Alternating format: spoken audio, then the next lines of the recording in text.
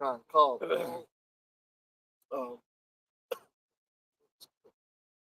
Yahweh Bashem Kadash. double honors unto the apostles and elders of Great Millstone. Double honors. Honors to you brothers out there in the highways and the byways, teaching His word in sincerity and truth. And we're back out here again to prophesy the word of the Most High, man. You know, the end of this kingdom and the beginning of the kingdom of our Lord Yahweh Shai, man. You know, to proclaim the coming of Yahweh Shai and tell our people to repent, man, for the kingdom of heaven is nigh. In fact, we could get that, right? Repent, for the kingdom of heaven is nigh. Now it's time to turn away from Babylon, to turn away from evil and wickedness, and turn to the Lord.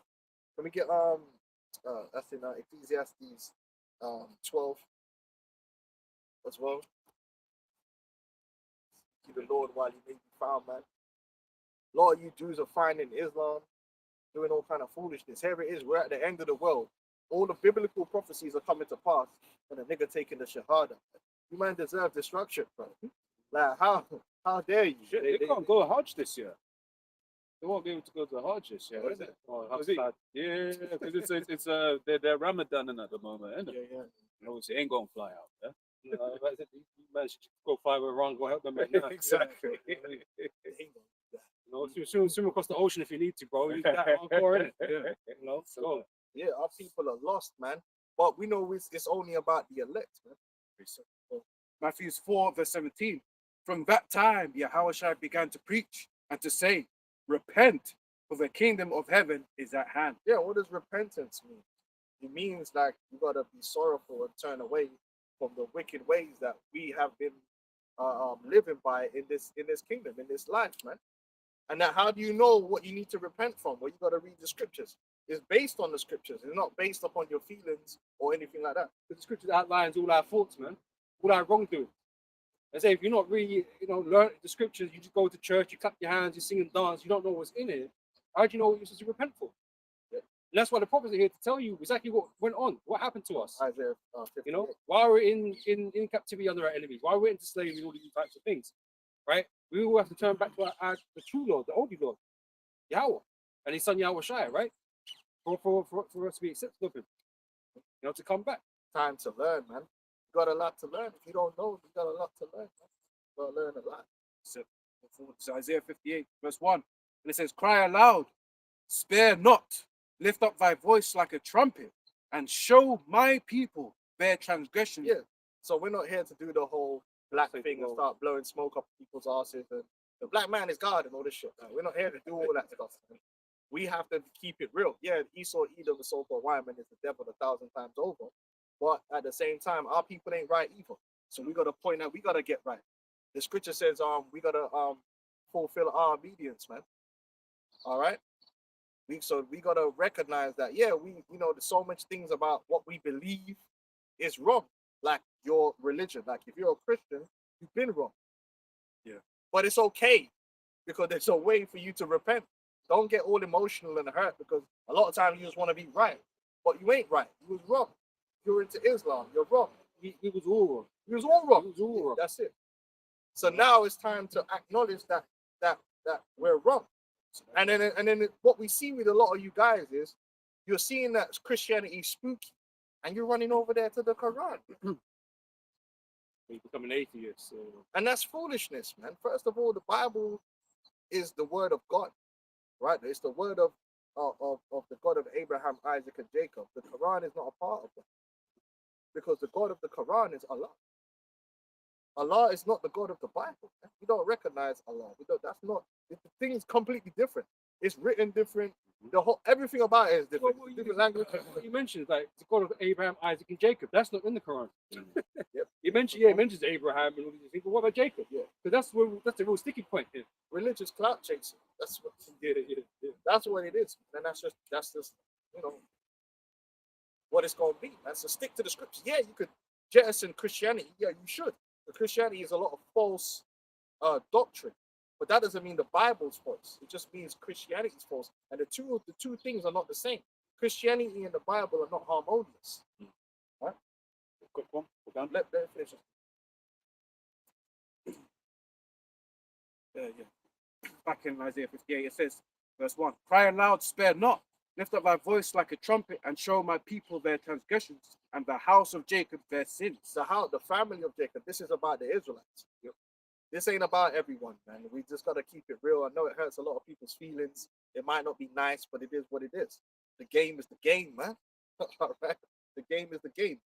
This salvation, this truth, is only for the Israelites, beginning with the elect of Israel. Now you might say, well, how do you know? Well, the Spirit will reveal it or not.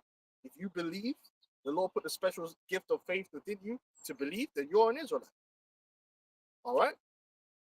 Simple as that, man. The Lord is in control of this thing, not man. Okay, that's it. What was it? Yeah. Okay. What's that? Yeah, Whereas mine was more big stuff. Oh, okay. Yeah, just on this point then quickly then. Where is it? Isaiah 59 verse let me read from verse 19, right? So shall they fear the name of the Lord Yahweh from the west, and his glory from the rising of the sun. When the enemy shall come in like a flood, the Spirit of the Lord shall lift up a stand against him, and the Redeemer shall come to Zion, and unto them that turn from transgression in Jacob, saith the Lord Yahweh. So that's perfect. So the ones of our people that don't turn from transgression, they're going to be destroyed in these perils that are coming upon the earth right now. Now you mentioned something there. In the first verse, you mentioned. Read that first verse again, please.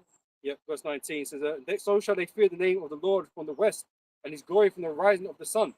When the enemy shall come in like a flood, the Spirit of the Lord shall lift up a standard against him. Right, the enemy is talking about beginning with Esau, Edom, the so-called right, man. That's our natural born enemy, and he gonna come against us, man.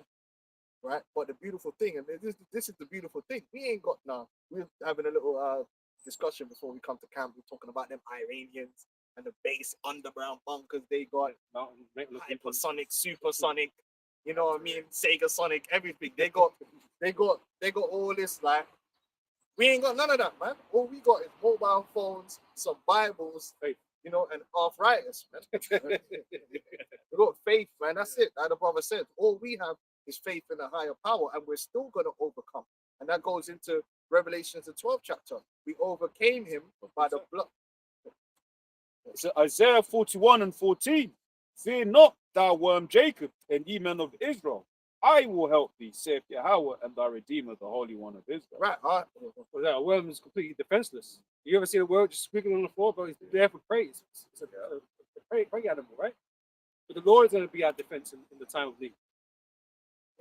Yeah, that's the point, man. Where we just gotta remain strong. The Yahweh Shai already got the victory. He sacrificed himself so we could have the victory to overcome this devil, to overcome his technology, to overcome his military, to overcome his lies. Right? In fact, we can get that real quick. Revelations 12 and 10. So here's the 21st verse. Yeah. Back in Isaiah 59, verse 21. So as for me, this is my covenant with them, right? The Jacob, right? Saith the Lord Yahweh, my spirit that is upon thee, and my words which I have put in thy mouth shall not depart out of thy mouth, nor out of the mouth of thy seed, nor out of the mouth of thy seed, saith the Lord Yahweh, from henceforth and forever. That's right. That's why that goes into Revelations as well. How the light is always going to be in Jerusalem. Okay, we're never going to go into a situation like now where we've fallen into darkness and fallen into heathendom. Some would say niggerdom. We're never going to do that again, man. After we're saved this time, it's an everlasting salvation. The light shall remain within us, man. And we're never going to have to deal with a maniac pink devil lording over us, man. This liar, this deceiver, man. Yeah. You know, this guy makes you, we were talking about it earlier, this guy lies and schemes so much, it's almost driving you insane. Yeah. Some 1984 thing, like you can't even trust your eyes, bro. Like, real AI everywhere. This man just created an insane world that's just full of confusion and complications. But here it's just bare stressomania, man. Stress and anxiety because of corruption, man. And the injustice. What's that? You got them negative toxins in your body, man. Them cortisol's releasing every time this guy opens up his mouth, bro. The lies, the hypocrisy, like flip-flopping. Yeah, like even like I checked all of the news over the week about the sinking of the fucking ship. Excuse my French. And it was like none of them mentioned that you can't do that. Like in his own law, it's like you can't really just be sinking the ship and then not going to provide some kind of help to the down sailors. It's all unlawful. Listen, Even the one that come from India. Yeah, they're yeah, aiming to you're come from meant to India. listen. You're meant to live in a world of order. You're meant to live in a structure. Anyone when you're walking and things ain't structured, you don't feel safe. Imagine you're walking on a bridge, yeah, and everything's just moving smoothly. You ain't gonna feel safe. You want everything to be ordered. You get me? The ropes, everything is firm. So you know if I put my foot down here, it's gonna hold steady. And if I put my foot And down, maintained. that's what law and order does. Which Esau pretends that that's what he brings to the world. He pretends that he civilized the world and brought a consistency of law and order. But that's not true. Even he's saying it, the old international rules-based order. There never was a rules-based order. The law of Esau has always been do as thou wilt. Always shifting. Always shifting. This do as thou wilt. That's the whole of the law to Esau. So I found out, yeah, that, which I haven't double-checked this, but this is what I heard, and I believe is true. Yeah. I heard that on the I think it was Reagan or one of them demons, right? He passed a law that says that America cannot provide foreign aid to a country that possesses nuclear weapons or is creating nuclear weapons that is outside of the nuclear non-proliferation treaty. So they're not allowed to give them foreign aid if you're in transgression of the NPT. the NPT, right? Well, hold on. Yep. That's Israel. So these men made a law, yeah? But they'll just break the law. Just like, all right, cool. And no one's gonna get they're all over the TV. Oh well, we in Britain we don't want to do this Iraq war thing again because they said it was messing with the. Now, first of all, no one went to jail for that. It was lies. Dr. David Kelly went out into the woods. The man said, "Look, there ain't no weapons of mass destruction over there." Yeah. Then he went into the woods and shot himself in the head for some strange reason. Yeah, and they went to war anyway. They broke international law. That is understood. Everyone knows that when they went into Iraq, they broke international law. Where was the consequences for that? It's do as thou wilt. Now, if I break the law now, there's consequences. Esau will come there. Don't you know there's law and order, black man? Yeah. Don't you know that you can't? It's law. So we're a civilized people until they're ready to break the law. Then all of a sudden, the laws don't exist. Well, I'll verify that for you. So the relevant law was the Symington Amendment, 1976, and later the Pressler Amendment, 1985. These laws restricted U.S. aid to countries that possessed or pursued nuclear weapons or operated unsafeguarded nuclear enrichment facilities outside of international. So all the money that they've been given to the state of Israel under their own laws is illegal. But you know what? Why does that matter? Because who's going to punish the devil when the devil's being the devil? And this is the issue. We're in a world where the transgressor, the number one transgressor, the demon, is the ruler. And his law is the law of his belly. Esau's law is the law of his belly. What do I feel like right now? That's the law. So if I feel like I'm going to murder you, hey, murder's good today. Then tomorrow, murder will be bad. And this is why these men got power to do executive orders, this and that, and change things. Like laws that I do all the damn fucking time. You wouldn't even know about it. And it's ignored. And it's taken away. Selectively enforced. Yeah. Loophole. You know? Oh yeah, we'll make a deal with you, Native American Indian. We'll make a deal. Look, we took all this land. See that piece over there? You can have that today. That's a law now. That's an agreement. We'll sign off on it. My word is born, right? Okay. Then 2 weeks later, they find out some gold is over there. Well, now it all changes because he's not a man of his word. They say it's your fault. It's violated some way. Or you can't live in a world like that. Yeah. You're supposed to live in a world where a man's word is his bond. We need democracy on the reservation. Yeah. You man are democratizing, right? You go back into our laws. You go back into our laws, right? Our laws expect us to be honorable men. That's why it says defraud not thy neighbor. That's why it says no false weights and balances. That's why it says thou shalt not lie. Yeah, you stand up and you be true, you be straightforward, and man know what we're dealing with. You make an oath, you keep it. You make an agreement, you keep it. Everyone understands. Even if it hinders you. even if it hinders you, your word is born. Yeah. And he show you that in his old movies. A man, yeah, that was on my honor.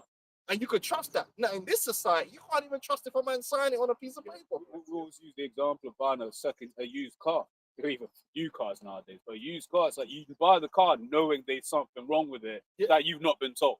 Like, Subterfuge, man, because this is the world we live in. It's a corrupt world where the truth isn't at the forefront. The truth is a casualty of war. It's a casualty of life. Esau don't give a damn about the truth. They'll cover up whatever they got to do. In fact, it's getting to the point they'll make the truth. How many fingers am I holding up? They'll tell you it's 8 when it's 4. And you have to accept that. Then tomorrow it will be the same thing and it will change, the number will change. And you have to accept that. Otherwise, you're a low IQ 8. Oh man. Yeah, we gotta get out of here, man. So Psalms 144 and 7. Beautiful. Send thine hand from above, rid me and deliver me out of the great waters, from the hand of strange children. That's the strange children is Esau. He's a strange individual. He operates off nothing but evil. And even when it looks like he's being good, it's subterfuge. This is why, like, man are here and we can have an unlimited conversation. You talk about forever war. We can have a forever conversation about something that he's doing, whether it's the food or it's some scam. There's never ending of how he's scamming people or stealing or undermining. Well, that's why I say he's seen his way up to the heavens, man.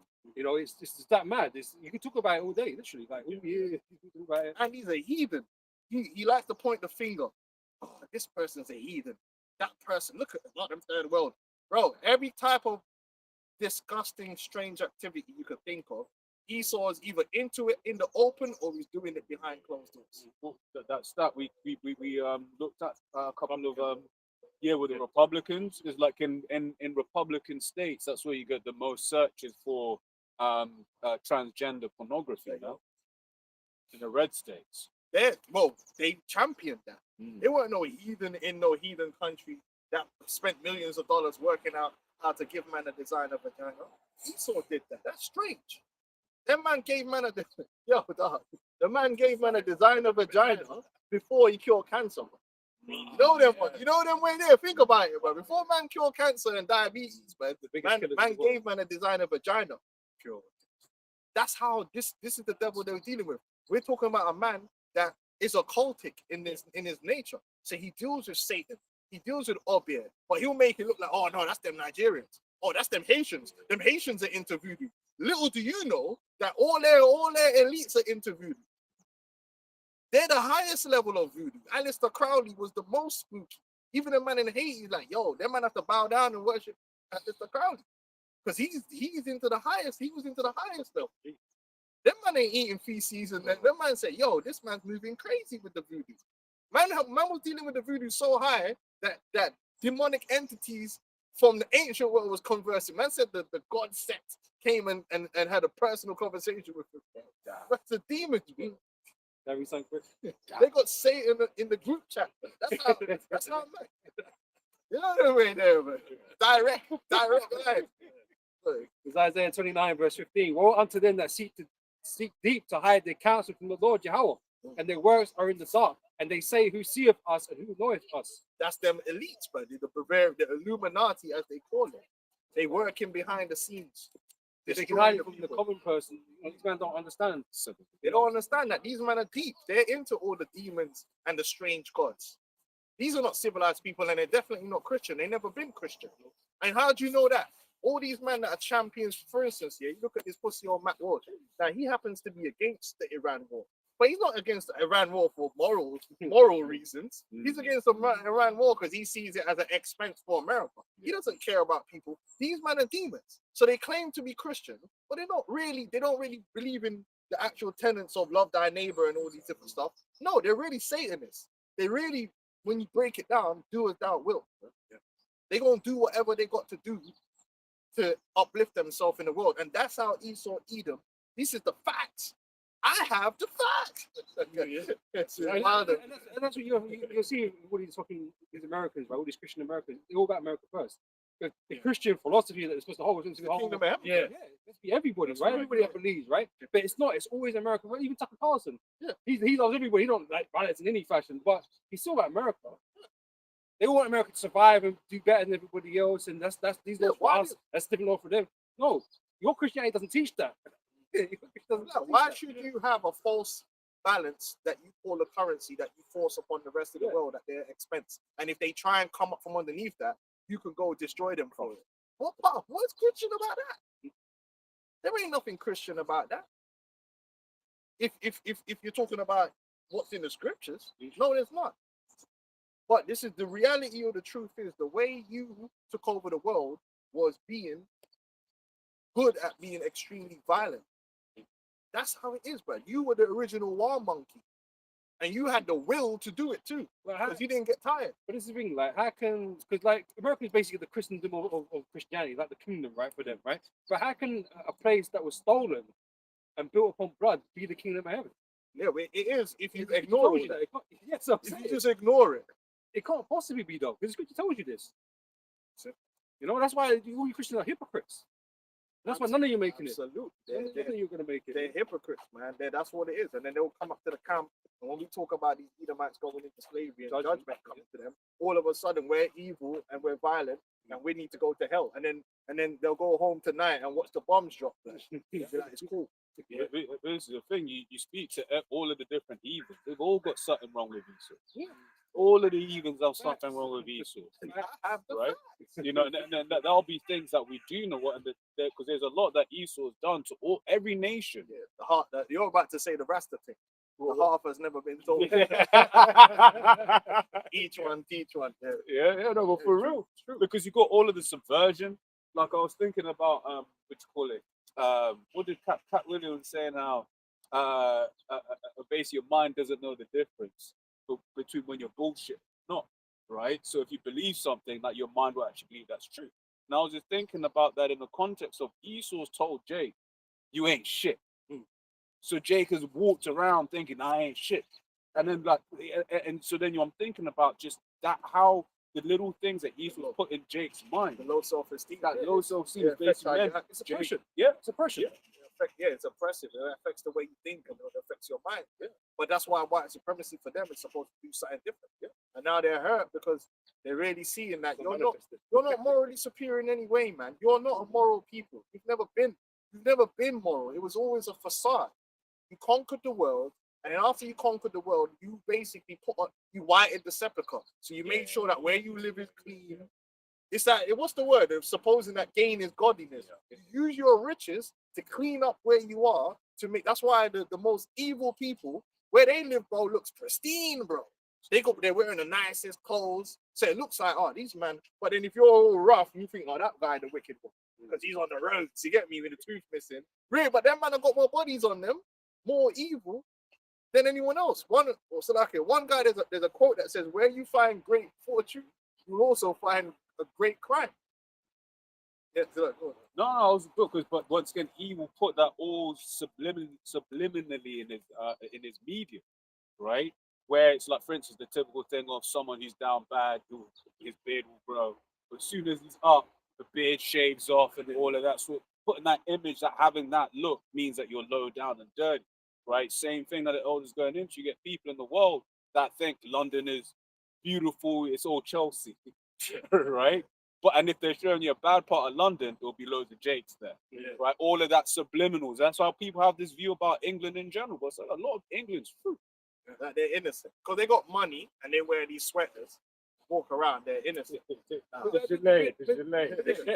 you know better, right? The scripture tells you, man, these are the wicked that prosper in the world, right?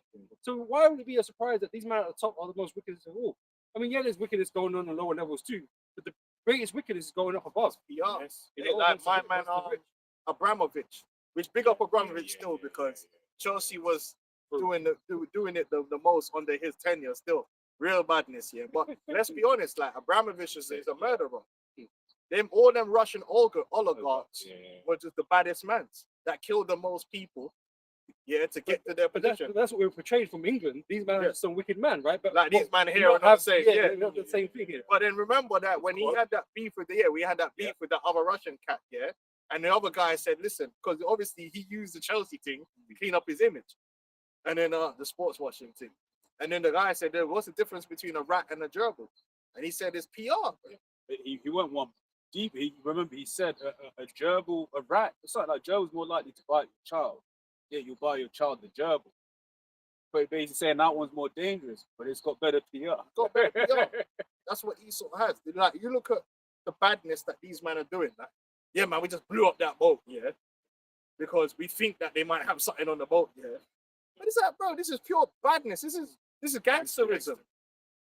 But because man's got a suit on, yeah, and they got a fancy title, they can do badness. Oh, this man threatened me, so I blew him up.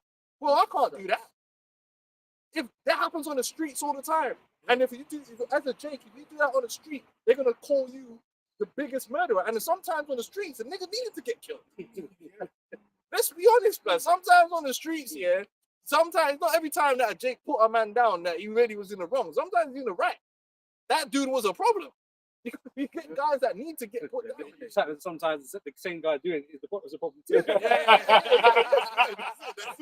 That's it. But sometimes this guy is coming for you. Yeah. Sometimes man is really coming for you, yeah? And you got to put him down before he puts you down. That's how it is in the streets, right? But if you play that game on the streets, right, morally they'll say you're wrong, that you're a savage, but then they do it on a grander scale. Macro. Because Pookie might have a problem with Yeah, if someone can just take that person off the stream, Babaka Shah, anyone on the comment board. who is it? What's he saying? All this Hebrew gibberish in the comments is amazing. What's he saying? Because you're low IQ. So You don't understand, innit? Oh, Anyway. obviously I can't do it. yeah, someone was zapping. Yeah. What was I saying there, man? Sluts. Yeah, You're man bad in the to the street. Yeah. So say like you got Pookie over here, right? And he's got his corner. He's running his corner. And then there's a guy on another corner. He's got his corner, right? Now my man wants to go over there, take out his corner. So he goes over there, shut up the place. That man would say that's wicked. But a man can go Venezuela and shut up the place to take their oil, and that's cool. Or to go to Iraq and shut up the place. But it's worse. The Pookie's death and destruction is like insignificant compared to what these men are doing. Because Pookie might and spray up the building, and then one youth sleeping in a cot gets hit. He's the worst demon on the planet. Oh, see? Or Pookie will go, he knows he's got beef with them, man, and they're at the basketball court. Spray up the basketball court, one young youth gets clapped. Everyone's like, oh, man. You know what I'm saying? Like, oh, Pookie's a demon, man. He shot a child in the, you know, And he is. and he is.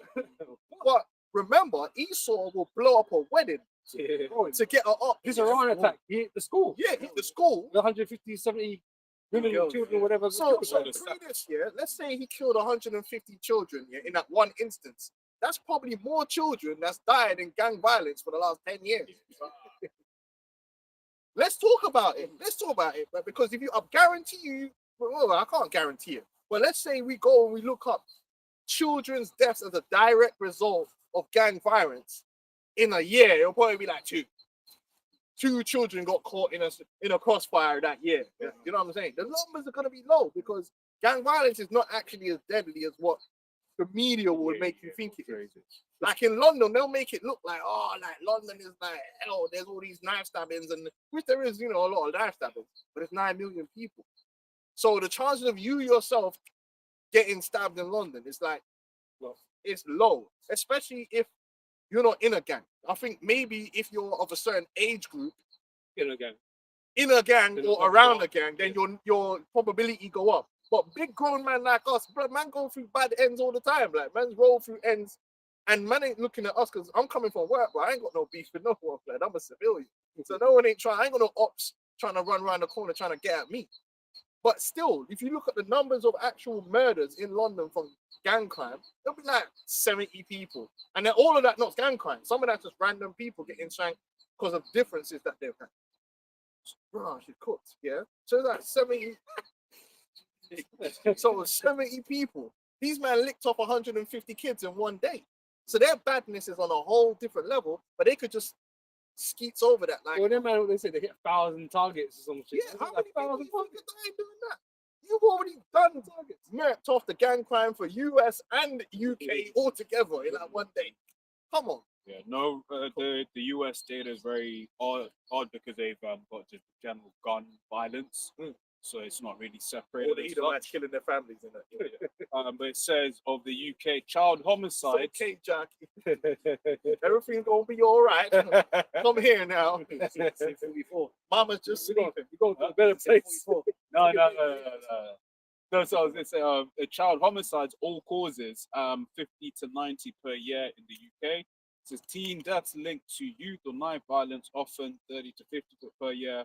Very young children killed in gang violence, extremely uncommon. Uncommon. Yeah. So, and these were young little primary school youths, all in one go, 150 of them. Wow. And then Esau just gets to do that, and it's like, it's cool. Yeah, no, yeah, it is what it is. Yeah, just drop the bomb. Now, let that be Jake. He just did a drive-by. He didn't mean to hit. Again, we're not we're not on the Pookie side. I'm just showing the hypocrisy. Pookie do a drive-by and hit a youth. The judge ain't trying to hear all that. I weren't aiming for him. Yeah. The judge ain't, you know, man, I was trying to get the op, and the op ran here, and the Mac 10 sprayed out the window. That happened. I remember there was a remember the famous one in Birmingham. He killed his sister at the club because he sprayed the Mac 10 out the window and jerked it, and it clapped. You know how Jake, man, Mac 10 with one hand.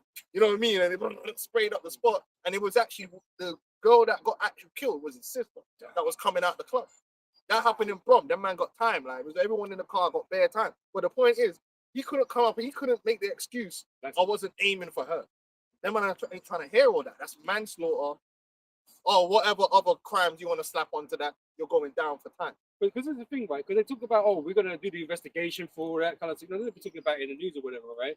But what is going to happen at the end of the investigation? Nothing. Whatever happens at the end of these investigations, nothing. Nothing. Yep. And once again, we know ultimately it was a sacrifice. Man. Yeah, they sacrificed them. That's what war's about. That's what war is for them. To make sacrifices. I was thinking it was just the other day, Iran had the burning of Baal Steg. The first thing these guys do is drop a bomb on children. Huh? Yeah, there you go. Because Esau's a demon. He's the highest level demon there is. And that's what we're watching on TV is high level gangsterism. And that's what we're saying, basically. Like, yeah, these men in the street are wicked and evil, but Esau is far worse. So he's a greater evil, a far greater evil. Yeah, industrialized. Just that he can get away with it because he's in power. That's the difference. That's it. Who's going to prosecute? Who's going to prosecute Tony Blair? That's why he's still walking around on the streets. Yeah. Tony Blair, man, he's responsible for 1 million dead Iraqis. Who's going, you know what I mean? Yep. Psalms 140 from the top. Deliver me, O Yahweh, from the evil man. Preserve me from the violent man, which imagine mischiefs in their heart. Continually are they gathered together for war. Continually. War. That's what Esau is all about. Look at the money he spends. Look at the money he spends on warfare. All right?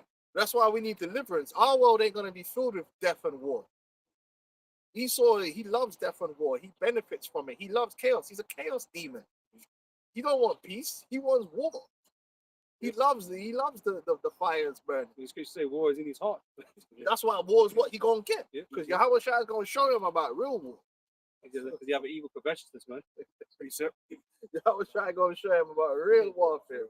The real war. You're going to find out about the real war. Yeah, because the Bible says that our God is a man of war. God of war. King of terrors too. So you're going to find out. Because that's what he's doing. When he's dropping them bombs over there on Tehran, what he's actually doing is terrorism. But they say it in a different kind of way. So if you look at the definition of terrorism, right? The definition of terrorism is that you're doing, you're inciting fear to affect political change, right? So when you're dropping bombs on people, it's a terror. You're there at night and you got your kids in the room and you don't know whether the next bomb is gonna blow you up. Yeah. So there's a bare stressomania, anxiety through the roof, cortisol. Well, the same with the sanctions and that kind of stuff. They're putting pressure on the people. It's terror. Yeah. So when they're dropping, they know that the bases, the actual military bases that Iran have, are not in Tehran.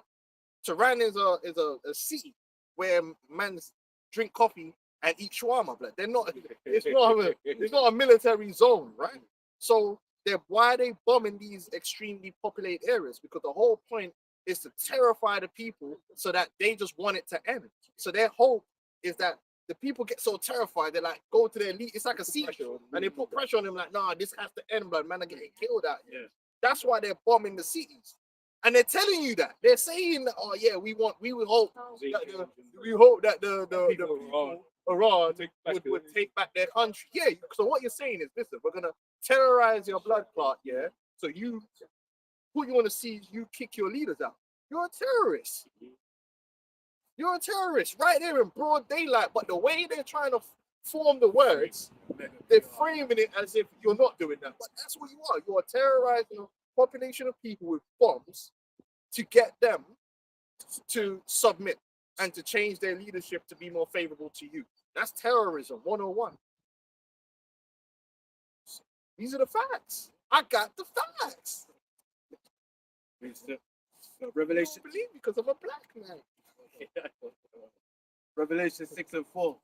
And there went out another horse that was red, and power was given to him that sat thereon to take peace from the earth. That man call him peace board, Peace. border peace, water border peace. These men are talking about how they ended this war and did that and all that. It's all lies, bro. He saw the war general, blood. He loves war. He loves funding war.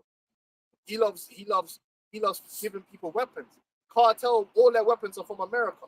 And they got military grade weapons that you can't buy in a Walmart. You can't go into Target and Walmart and buy the military bomber clock skyscraper weapons that the cartels have. They've gotten that through back channels from the American government. They've been, and we told you this. We listen, we're not stupid. Oh, we're sending weapons to Ukraine. Half them weapons, they ain't getting to Ukraine. That's the receipt. Yeah. Because they've come out and said it. Well, what happened when they sent them ammunition in the Middle East somewhere and ISIS got them? Yeah. They just sat there for them. When they left Afghanistan, They left all when their they left weapons there. Afghanistan, they left everything there. Yeah, they got paid. Convenient. You know? Paid in the back channels, man. Esau's the war general, man. They're the ones making all these ammunitions and spreading them through the earth. They proliferated nuclear weapons to the earth. They weren't the Arabs. You developed nuclear weapons and spread the nuclear technology throughout the earth. Well, I was just reading when I was looking up that stat when you saw that statement. That you thought was Reagan. That one basically when I was reading that, it was basically saying how it was actually America that was funding Pakistan, and it was like, oh, but as long as they don't build a nuke though, so they probably got all the money to build their nukes from that money during chaos monkey. Yeah, during Reagan. He's a third world war monkey, man. Man, talking about the third world. You are the third world. You're the third world general. General butt naked. Have to be the old world. That's what it's like former world. Psalms 50 verse 19. Thou givest thy mouth to evil, and thy tongue frameth deceit. Yeah. Oh yeah. Well, President Trump. You know that white demon, little blonde hair Becky. Yeah. President Trump had a feeling based on facts. What? That's what she said. He had a feeling based on facts. I was like, Bro, this this is is not- talking This garbage, is man. shit. Talking pure poo-poo. No, you preemptively started beef, started war You must in the midst of negotiations. Yeah, because Mm. the Amman negotiator, the guy that was doing the Yeah, he negotiation, said they made a deal. yeah, that was like everything was blessed. He Yeah, came out on happy, record, apparently. yeah. Because people were saying that he came out on record because he knew that the Americans would try and twist it or whatever. He was like, They never wanted a deal. They did the same thing with the Native American Indians. How many times would they negotiate a deal and then go read the book Bury My Heart Wounded Me. It's the same thing. A lot of them, the reason why the natives went down was because you had a lot of chieftains that was mesmerized by the whiteness of Edomites, man. They were simping. So they were just like, yo, man, that's pre-peace. And then you had a man like Geronimo was like, nah, dog, you get me? We need to just come together and just rifle, but just kill all of them. And like, no, we need to see peace. Peace pipe in it, yeah. Let me sign this deal. And all them guys that signed deals, Esau would sometimes when man's on it, signing the deal, they've attacked the man's village. Certain times, the main man signed the deal, man stood down, all the braves like everything's cool. Then the man just run into the village and just murk off the whole place. And next man heard about it, like, shit, I told you, man. I told you. Geronimo, you had Geronimo, what's the other one? Like, what's the next one? Crazy Horse, huh? Crazy Horse, and there was another one, something red, or what's his name? Forgot the dude's name, but there was a few of them that were on smoke. They were like, nah, we're not having it. These Edomites just need to get scalped. They need to get dealt with. But then you had a lot of them, man, that the Lord put a docile spirit on them because they thought that they could negotiate with the devil and everything would be all right. Like this man would be satiated. And that's what it was, man. The Most High put that spirit upon Gad to kind of, you know, be overcome by Esau. It's part of their judgment because they were going off, so they weren't worshiping the Heavenly Father that they're supposed to be. Yeah. Right. So obviously that was part of their judgment to go into captivity really under these Edomites, right? To have Esau have his moment. Right. But that moment's coming to an end. And that's why we You know? ain't here to negotiate with devils, man. We're not terrorists, so we ain't, like I said from the very beginning, we don't roll with bombs, but we don't negotiate with terrorists. So when Yahweh Shai comes, there's no negotiations. We're not negotiating with Esau. Esau's gonna get put into slavery, subjection, and then he's gonna get exterminated. No discussions needed. Right? Because you can't work with this man. You can't work with him. He can't be trusted. He can't be trusted, and he's unreasonable and he's insatiable. Didn't he bomb Iran? Last time he bombed them, they was in the middle of negotiations. Man. But Ahmadinejad, this is the thing though. So Ahmadinejad long said it after they came out of P5+1. When I think Trump first ran, he basically was like, look, man, you can't negotiate with these people. And he once again, that's the thing about you need these heathens. They love bringing up the plight Jacob only when it suits them.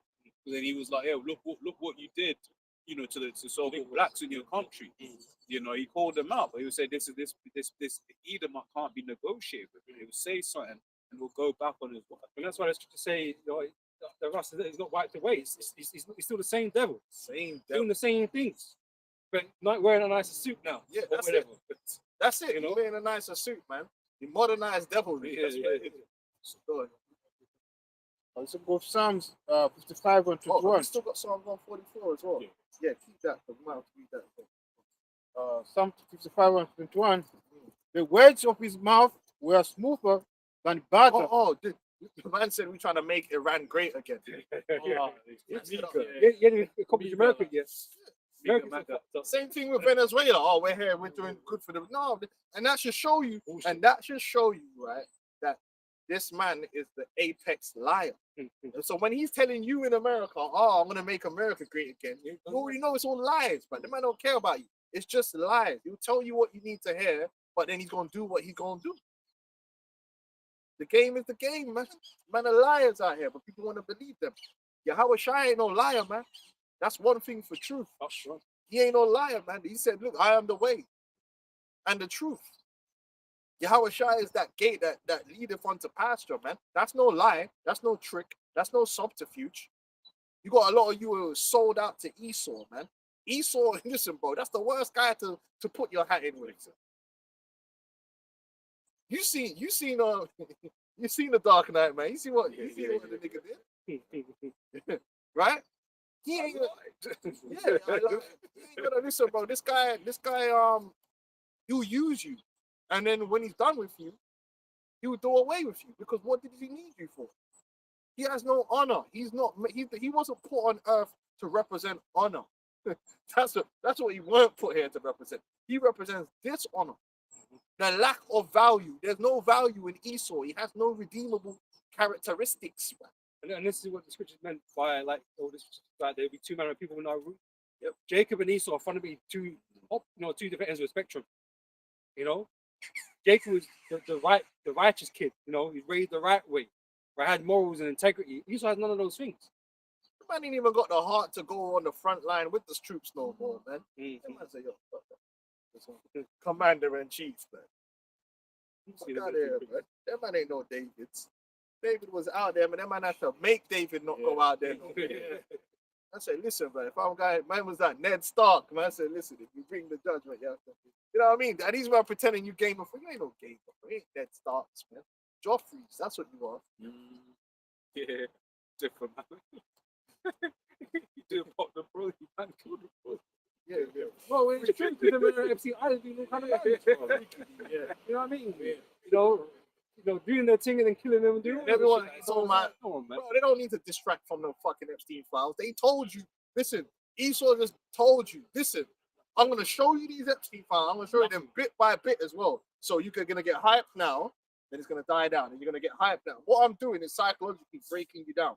That's the whole purpose of why 1 minute he's telling you it's fake, 1 minute he's telling you it's real. Because he's messing with your mind. It's mind games. Why do you think they didn't just bring it all out in one go? No, they're gonna play mind games with you, get you energy excited. It becomes normalized even talking about it. Now your anger and your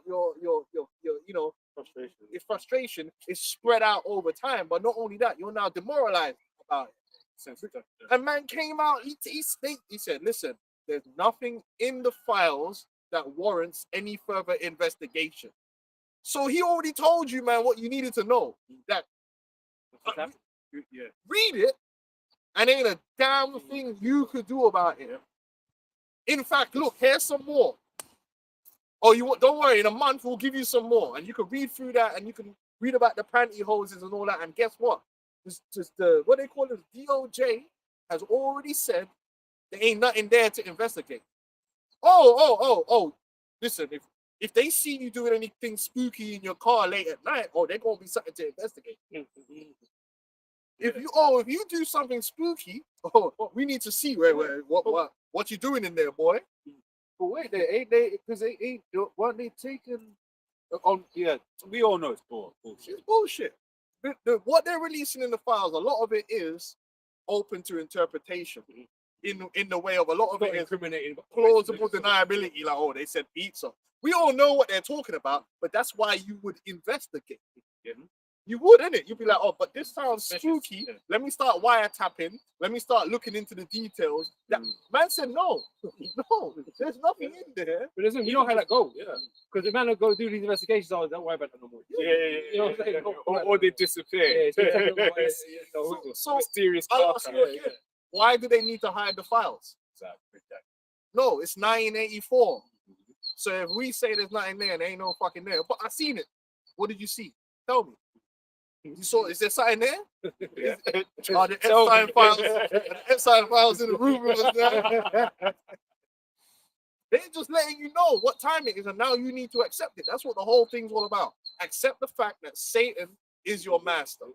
That's what it's all about. I don't know, they started the war because they wanted to. No, they wanted you to know about the Epstein files. That's why it's all over the mainstream news. If they didn't want you to know, you wouldn't, just like the Mark Dutroux case. You don't know about that. Most people don't even know about that. WikiLeaks brought it out. How come that wasn't as mainstream as Epstein files? The Mark Dutroux files came out with the WikiLeaks. And that was arguably more damning. Because there's this real clear-cut shit happening in that line. Oh, shit. Politicians, everyone, like, oh, shit. Actually, come on, man. Esau's coming out with his devil horns, man. Can't you see? Can't you see? Man said it's fake news. He trolled, man. And said, I don't need your vote. He tell man, I don't need your vote no more. If you believe the Epstein files is real, I don't need you. Man, he was treating these guys like how a pimp treats a whore. Just pure psychological fucking manipulation, man. Oh, boy. Mind games. We told you from day one, ain't nothing gonna come from that shit. But war was in his heart. Yep. His words were softer than oil, yet were they drawn swords. So they'll have a way to talk about things as if it's for the good of the people, and Iran was a threat to the world. No, all right, bro. Yeah, Iran's gonna attack America. Come on. They're attack America yet. And they're under attack. I remember one time, one guy told me he actually believed that Afghanistan was planning to invade the UK. And I said, brother, them man are goat herders, bro. Most of them man did not even know that America said they went to the moon. Yeah. These men are living in a world that is so far removed, from what you think. Yeah. That if you think they are traveling to the fucking UK to launch a war, then you're just insane. On what boat? Yeah. What? Was they gonna walk there? What? They're gonna build something? They're gonna see the Afghanistanis? Yeah. No, what were they gonna do? Walk from Afghanistan, like? Yeah. hire some Vikings to make such a long voice. But that's the but the propaganda. That's how they made it feel. Just like with Iraq, they made it look like Saddam was going to launch for some strange reason. Randomly, was just going to launch missiles on the UK. Why? But this is the thing. Then they just can't even protect themselves. Yeah. How are they going to go attack another Yeah, big ass nation like yeah. America Why would you do that? fighting military? Like, why does that make any sense? But they no. Oh, it's 'cause they're insane. No, it's because they're insane. Oh, You right. know, like that guy from North Korea. He's insane. Yeah, yeah. He's got the finger on the trigger. What, okay, but then why has he not done anything? Yeah. If he's so unhinged and insane, It should be unpredictable, you right? exactly. It's But he's not. very predictable. Man's just getting his dick sucked in his mansion and just running his country. But Esau's like pushing out these propagandas, and it's like it don't even make no sense. Afghanistan's gonna invade the UK. What? No, what it means is that we're gonna set up a terrorist cell. Because these ISIS and these are just proxy armies of America. And the They also terrorist fight wars attacks in the don't Middle even East make and stuff. sense. It's doing the Yeah. terrorist that makes it worse for you. So you know who's really doing the terrorist attack. Exactly. I always thought it was stupid. Like, why? And then the fact that you're trying to get on a plane, just blow up the airport. Like, it's a lot more easier. Like, if you were actually doing like guerrilla warfare, you do the easiest, simplest thing. You don't do the hardest thing. I got to go in the airport. I got to go through check-in. I got to do all this shit just to get on the plane. When I could just blow up the front of the airport, like, and I'll still do damage. Yeah. That was how, that sounds stupid to me. But now I got to get flipping naked. I got man cupping my balls and shit, like, for what reason? Man's feeding up your woman's titties, man, because someone can put a bomb on the plane. This is ridiculous. Like, why would they put the bomb on the plane? They just blow it up right here in the fucking concierge. Shut the airport down. It's done. Yeah, that's what we've been seeing with this With war. Dubai, just shut the airport down. That will bring fear. That will bring more fear than that bullshit on an airplane. Then they make all the films about hostage taking on the airplane. It's like it's a viable option. Like, use your brain. How is this viable? When It's long. does it happen? Come on. I mean, 'cause I know 9/11. yeah, I know that's about 9/11. But But before that's that, what's spooky anyway. Because it's stupid. It's stupid. It's dumb. Just get a fucking truck, fill it up with something from fucking what's it called? It horse manure or whatever the shit they use, yeah? And just drive it into something, blood. It's not difficult. Low cost, highly efficient. That's how real guerrilla peak warfare happens, man. You don't pick the hardest thing to do. You know, the thing with the highest risk. Like, what are we doing here? A bunch of goat herders, man. Let's be honest, bro. That man wasn't doing nothing, but Esau spread that propaganda out there because he has to be the victim to falsely justify, oh, I'm going over there to save the women. The first thing he did was kill a whole bunch of girls. Yeah. Which the thing is, and it goes to show, it's like the way he will portray different places, right? Where it's like Iranian women are some of the most highly educated women in the world. Yeah. Yeah. You can see them on the TV. talking. Yeah, we're cutting these journalists. You know? And they don't all, but with the Esau, but the way Esau makes, and that's another thing, the way Esau makes the world look is that anywhere that has any form of patriarchy, the women are just like, First time, They're forcing you to wear hijab. and they're just dying. Yeah. They're just dying, bro. You know what I mean? Really, because in the West, that's where they're dying. That's where they're depressed. That's where they're getting trafficked into porn. That's where all these women are getting trafficked to the West, bro. Yeah. From Ukraine and all that, they're getting trafficked into the West, bro. You know what I mean? Bro, this is insane. We have to save the women. because the way they talk about the regime, like how oppressive it is, it's all vile, so awful. Bro, it's just living like everybody else, bro. Yeah. They got different laws to us, yeah, sure. Bro, There's certain laws we live under we don't fucking like. Bro, this is shawarma, bro. Yeah. Shawarma and rice, bro. Saffron. With saffron in there and shit, man. It's funny because then they'll be like, oh, look at all of these clips of people celebrating Khomeini's death. It proves it was evil, right? That's what they'll say. But then it was like, wait there, when my man got shot, a whole lot of Charlie Kirk. Democrats. Yeah. Bro, Bro, Charlie, but was it Trump when he got shot? Yeah. Bro, anywhere you go in the world, there will be a segment of people that don't like them. Yeah, but again, it's low IQ. This ache, blood. But you know what, man? You know, forget it. Let's see, carry on. With this. This is the book of Psalms again, 50, 58 and 3.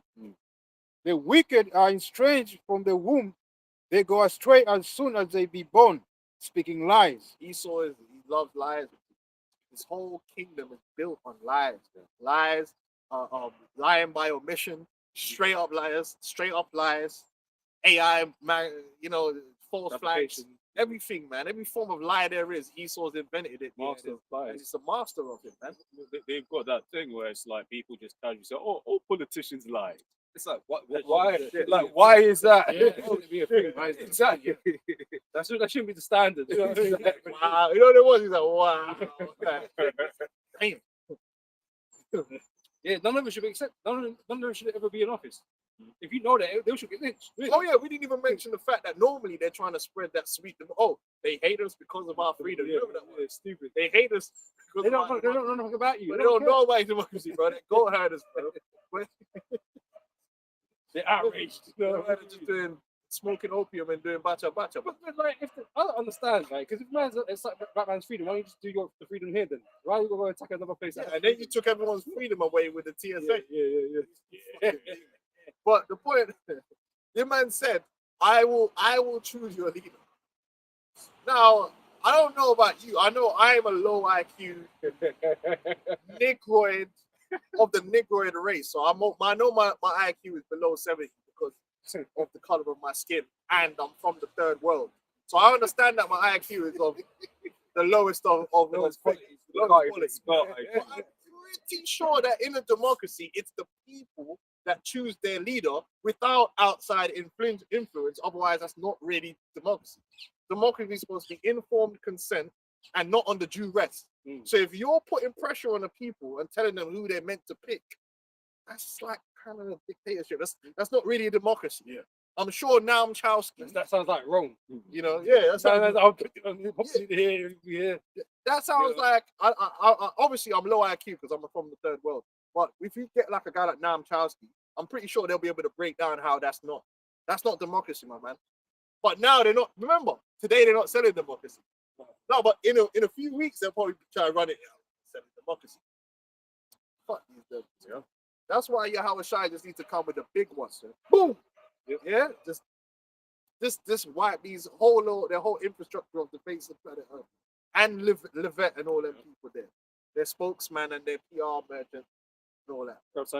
Sirach 32 verse 17. A simple man will not be reproved. You can't tell these devils anything, right? But Why they're gonna come up with a bag of excuses? So because I was reading on USA Today, it was like, oh yeah, we firmly believe it was probably the Americans that killed the children, right? I mean, the thing is, like, because Israel was shooting at the top and in the north, and America was in the south, so yes, it was definitely the Americans.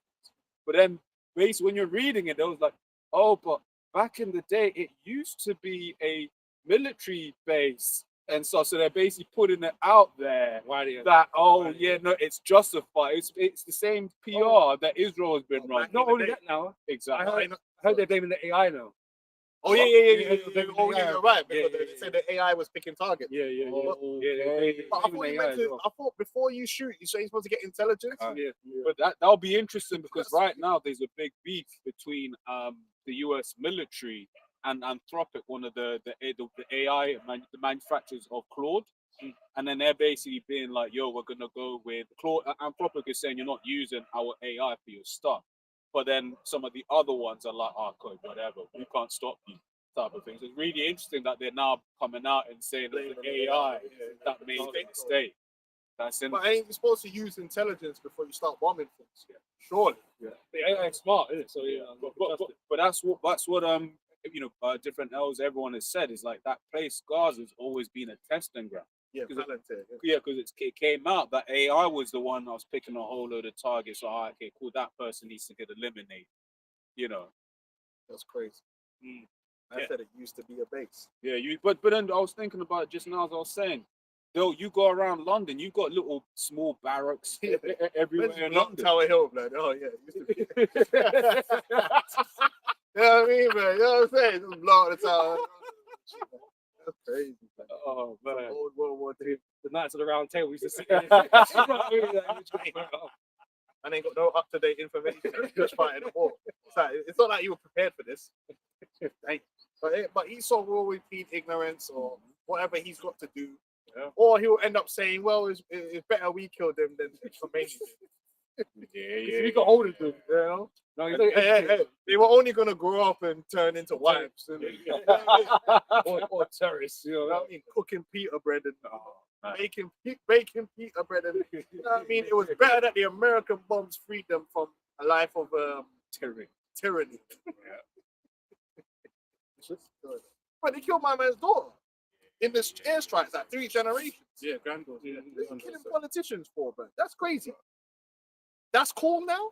So that's what you see what I mean. So that's cool. Just you can just go and assassinate people's politicians, yeah, and that's just what we do. That's not the declaration of war. That's civilized now.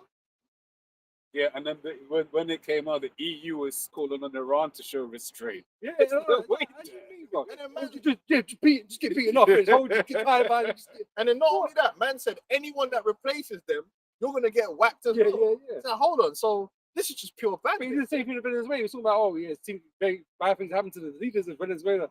He's always threatening and taking people out, man. It's like, that can't be right. That can't be international law and all these things. You can't just assassinate someone in their country. The UK had a big issue with that Russian don that got poisoned. Yeah. We're crying about that for time. And he was just some spy, man. He was just some spy. You're not even a political figure like that. Because we know if anyone had done this to a European nation, they would be painted as Satan himself. If that was Netanyahu, if Iran had done that, Iran would be level. Yeah, that's it. Hypocrisy, what point can I say? You know what I'm saying? You know? No, they got no morality, man. But that's because they weren't meant to have morality. The moral leaders They're unreasonable. are gonna be the Israelites because where our morality is gonna be grounded in the scriptures. So it's consistent. Everyone's gonna know what to expect. What's right or wrong will not change from day to day. Yep. It will be forever. Yeah. Amazing. Job 20:5, that the triumphing of the wicked is short, and the joy of the hypocrite but for a moment. Yeah, so you You can can say, skip a bit out of that on my podcast. That's fine. oh, there's a verse above it. You want to read up, yeah? Yeah, man. I thought I was bugging, man. Bitching. So Job 20, I'll start from verse 3. I've heard the check of my reproach and the spirit of my understanding. Yo, bro, you can read it in the NGV, KGV. Is that not the KGV? Yeah, KGB. Yeah. This one. Just start from From verse 4. Yeah. So like Job 20, verse 4. See, I was bugging again. I'm thinking that's not what it says in the verse. Knowest thou not this of old, since man was placed upon earth? For the triumphing of the wicked is short. Short, bro. Listen, man. Listen, Tales over time, as they say. Bro, It's- the wicked man. Listen, we can bring it to the streets, bro. There's been plenty of kings in the streets, man. They have that hot year. They got that time when they're on top, then they become a footnote in history. But that's it. They either got whacked or they're in jail and they're done out here. Kingdoms have risen. Kingdoms. Exactly. What are you doing, man? That's crazy. Hey, it's strange from the room. Exactly. Terrorized. Bro, I remember a couple of 2 years ago, man, when we used to do camp over there was just a Edomite who was beating up his mom. Said hey, just hitting her. And she's just there. His name Damien. Oh man, boy. Yeah, Six out there. little Edomites, man. They ain't right. Yeah, the triumphing of the wicked is short. It seems like Esau, he thinks he's been ruling forever, and that's gassed him up. But in the grand scheme of even this world, it's not that long. Because the world's 11,000, just under 12,000 years old. This man's going on like he's been ruling for 12,000 years. That's how he's going on. Like he's the end all and be all of things. And your rulership is short. It's really coming to an end now. Man haven't realized it. They haven't realized that America's hegemony is on its way out. But it's not just America, because there ain't no Edomite hegemony after that. The scriptures call America the hindermost of the nations. After America, it's a wrap. There ain't no New World Order. I don't know when they come up there and told you that. But it ain't go. That's it. You're done. Know more about World Order after either. Now you're going to be, which is spooky. And I'm not even going to lie to you. It's spooky. Now you're going to be under the authority of the men of the Lord. And we hate you. Lord willing, we're of that men. About judgment. We hate you, man. And there's nothing more spooky than a man that hates you being in authority over you. Because we're not going to afford you no discretion, Mercy. no mercy, no discretion. You about to go through it. Grab something. This is Ezekiel 25. I'm going to start from verse 12. It says, thus saith the Lord power, because that Edom hath dealt against the house of Judah by taking vengeance, and hath greatly offended, and revenged himself upon them. Therefore, thus saith the Lord power, I will also stretch out my hand upon Edom, and will cut off man and beast from it, and I'll make it desolate from Teman, and there of Dedan shall fall by the sword. That's going to manifest on America. And ultimately, the Lord is going to destroy America with holy fire and nuclear fire. All 3,000 square miles. Kaboom. It says, and I will lay my vengeance upon Edom by the hand of my people Israel, and they shall do in Edom according to mine anger and according to my fury, and they shall know my vengeance, saith the Lord. So it's just bare beatings and discomfort, man. That's what you're about to get. Bare beatings and discomfort, no chiropractor. It's going to be bad. Back pain, everything. Every type of pain. Joint pain, back pain, headaches. You know, I was just thinking, you know how Eve will try to have like a super soldier program, turn off certain emotions so that they can do stuff. The Lord is going to do that to us, man, right? Because there are certain things in the kingdom, right, in terms of judgment, that on this side, look, you can't really imagine, like, Get used to it. but I was saying, the Lord is going, you know. Yeah, we ain't going to give a damn. We ain't going to have no empathy. And you know what? Every day that you mess with us, that's really what's happening. They ain't no empathy for you, devil. Even your children, look at them little devils, man. Devils, man. Because they be fucking with my children. But this is what the scriptures say, right? Because you showed us no mercy, you showed us no pity, no nothing, right? You ain't gonna receive that. You're gonna want it just like we wanted it. We desperately fucking wanted it, man, for sure. But now the roles are gonna reverse and change in our favor. And you ain't gonna be able to grandstand and hide behind authority because you ain't gonna have no authority. Yeah, In the kingdom of heaven, you ain't gonna have no. You're gonna be like a I don't even know what to say, but exposed. You're gonna be exposed, vulnerable. You're gonna be vulnerable, man. You're gonna go from standing up there like system. you got no system, No no nothing. infrastructure, no No nothing mighty behind men, you. nothing. No white supremacy, no nothing. Just pure like vulnerability and pits. And it's gonna be a sad one. And it's really happening now. You like your best time. You peaked already. Now you're actually going down, and this thing could happen like by next year. You could be in them pits, boy. Because you say late Esau bear. Yeah, you're just gonna be open, bro, exposed. Exposed, bro. Exposed. I got something quick. Because we're gonna have the same authority you have now, where you could just say shit and it gets done, but we're gonna do it in righteousness. We're not gonna do evil in terms of what is against the will of Yahweh Hashem Yahushai. But when we say to a man, take this guy's arms off here, your arms are coming off, bro. Yeah. Expeditiously.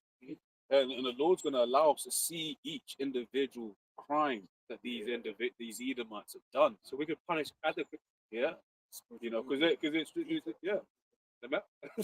because it's like there are a lot of Edomites, man, that have just done madness and have just seemingly skated away into obscurity. That's You know, what they the crime, the punishment has to fit the crime. And this is why the Most High has allowed you to do so much wickedness, because the judgment the Lord's bringing upon America against the Edomites is so fucking great, so grand, right? It's beyond anything that the world's ever seen, right? Because the punishment has to fit the crime. The Lord is about balance, right? So when when you're in a court, or when you're in front of us now to receive judgment, it's gonna fit. Everything's gonna be justified. It reminds me of a Stars P lyric when he was like, "Give a fuck, you should chill, nigga." Chilled, man. He was doing the most. Like now you have to pay for it, man. So it's gonna be completely justified. The judgment we're gonna bring upon you, as crazy as it's gonna be, as evil as it's gonna sound. It's gonna be completely just. There's no complaining. Well, not you. You're fake victim. You're fake victim playing, man. The Lord said to us, why are we complaining? After all the things that we've done, we went into the hands of enemies. Why are we complaining? You know what we did. You know. It's like, you know, the precept, you know, when someone first comes into this thing, right, Lord brings someone into this thing, rather, right? Come across it, Psalms 137, that's that little ones against the stones, right? First, like, oh, Sounds sensational, bro. It sounds crazy. And then you watch that. What's that? I've got it indoors, man. That slave movie. I know what you're talking about. The one where Is it Hate something? Signal? No. It's like a green box, like a green box. But yeah, the dude, just runs up in the house, just slams the baby against the wall. And it's crazy, bro. But That's what you did. that's out the scriptures, bro. feeding people, Yeah. our people to Exactly. dogs, man. When you start like really looking at the things Esau did, that's why one thing I got to say I really liked about Django and the way that they told that story, because certain of the slave movies were a lot of people would watch it and it'll tense up and it wouldn't hit them. What I liked about Django is it will be like humorous, and then some real shit would happen. Yeah, like the scene with the slave that was running, Yeah, and the man fed him to the dogs. Yeah, like that. You cut straight in, so it's like kind of would catch people off guard, because that's the problem with people in this world, man. As soon as things get serious, they shut up. They don't want to deal with it. Yeah. With a lot of our people as well. It was a lot of our people that were saying, why do they keep making slave movies? But the Lord's got to rouse up somewhere to remind you of these things, that Esau's the devil. They're gonna get some fresh killing now. Yeah. Can I just read this quick? Yeah. It's in James chapter 2, verse 13. But he shall have judgment without mercy, that have showed no mercy, and mercy rejoiceth against judgment. Right? So that's the sort of position we're going to be in, man. You're not going to have no mercy because you're going to be facing judgment. When judgment comes, how can you have mercy in a time of judgment? All the law has to be executed. Wherever the judgment is, has to be done. Right? That's the wrong time. That's the law gives you time to repent. Right? If you're actually, remorseful and that, then you repent, right? He still don't repent. He can't repent. He doubled down. He doubled down because he's supposed to. He's the devil. He's the wicked. Because he can't repent, so he might as well. Right? But when the judgment comes now, what can be said? What can be said? It's done. This is the book of Baruch 4 and myself from 30. Take a good heart, O Jerusalem, for he that gave thee that name will comfort thee. Comfort Israel. Right? The sons of Jacob. Yep. Miserable are they that afflicted thee, and rejoice at thy fall. Miserable are the cities which thy children served. Miserable is she that received thy sons. So that really represents the entire earth, because our people are scattered throughout even in Iran. Right now in Iran, you're gonna have Jake in Iran catching hell under the curses, and they're gonna look like they're gonna look Iranian.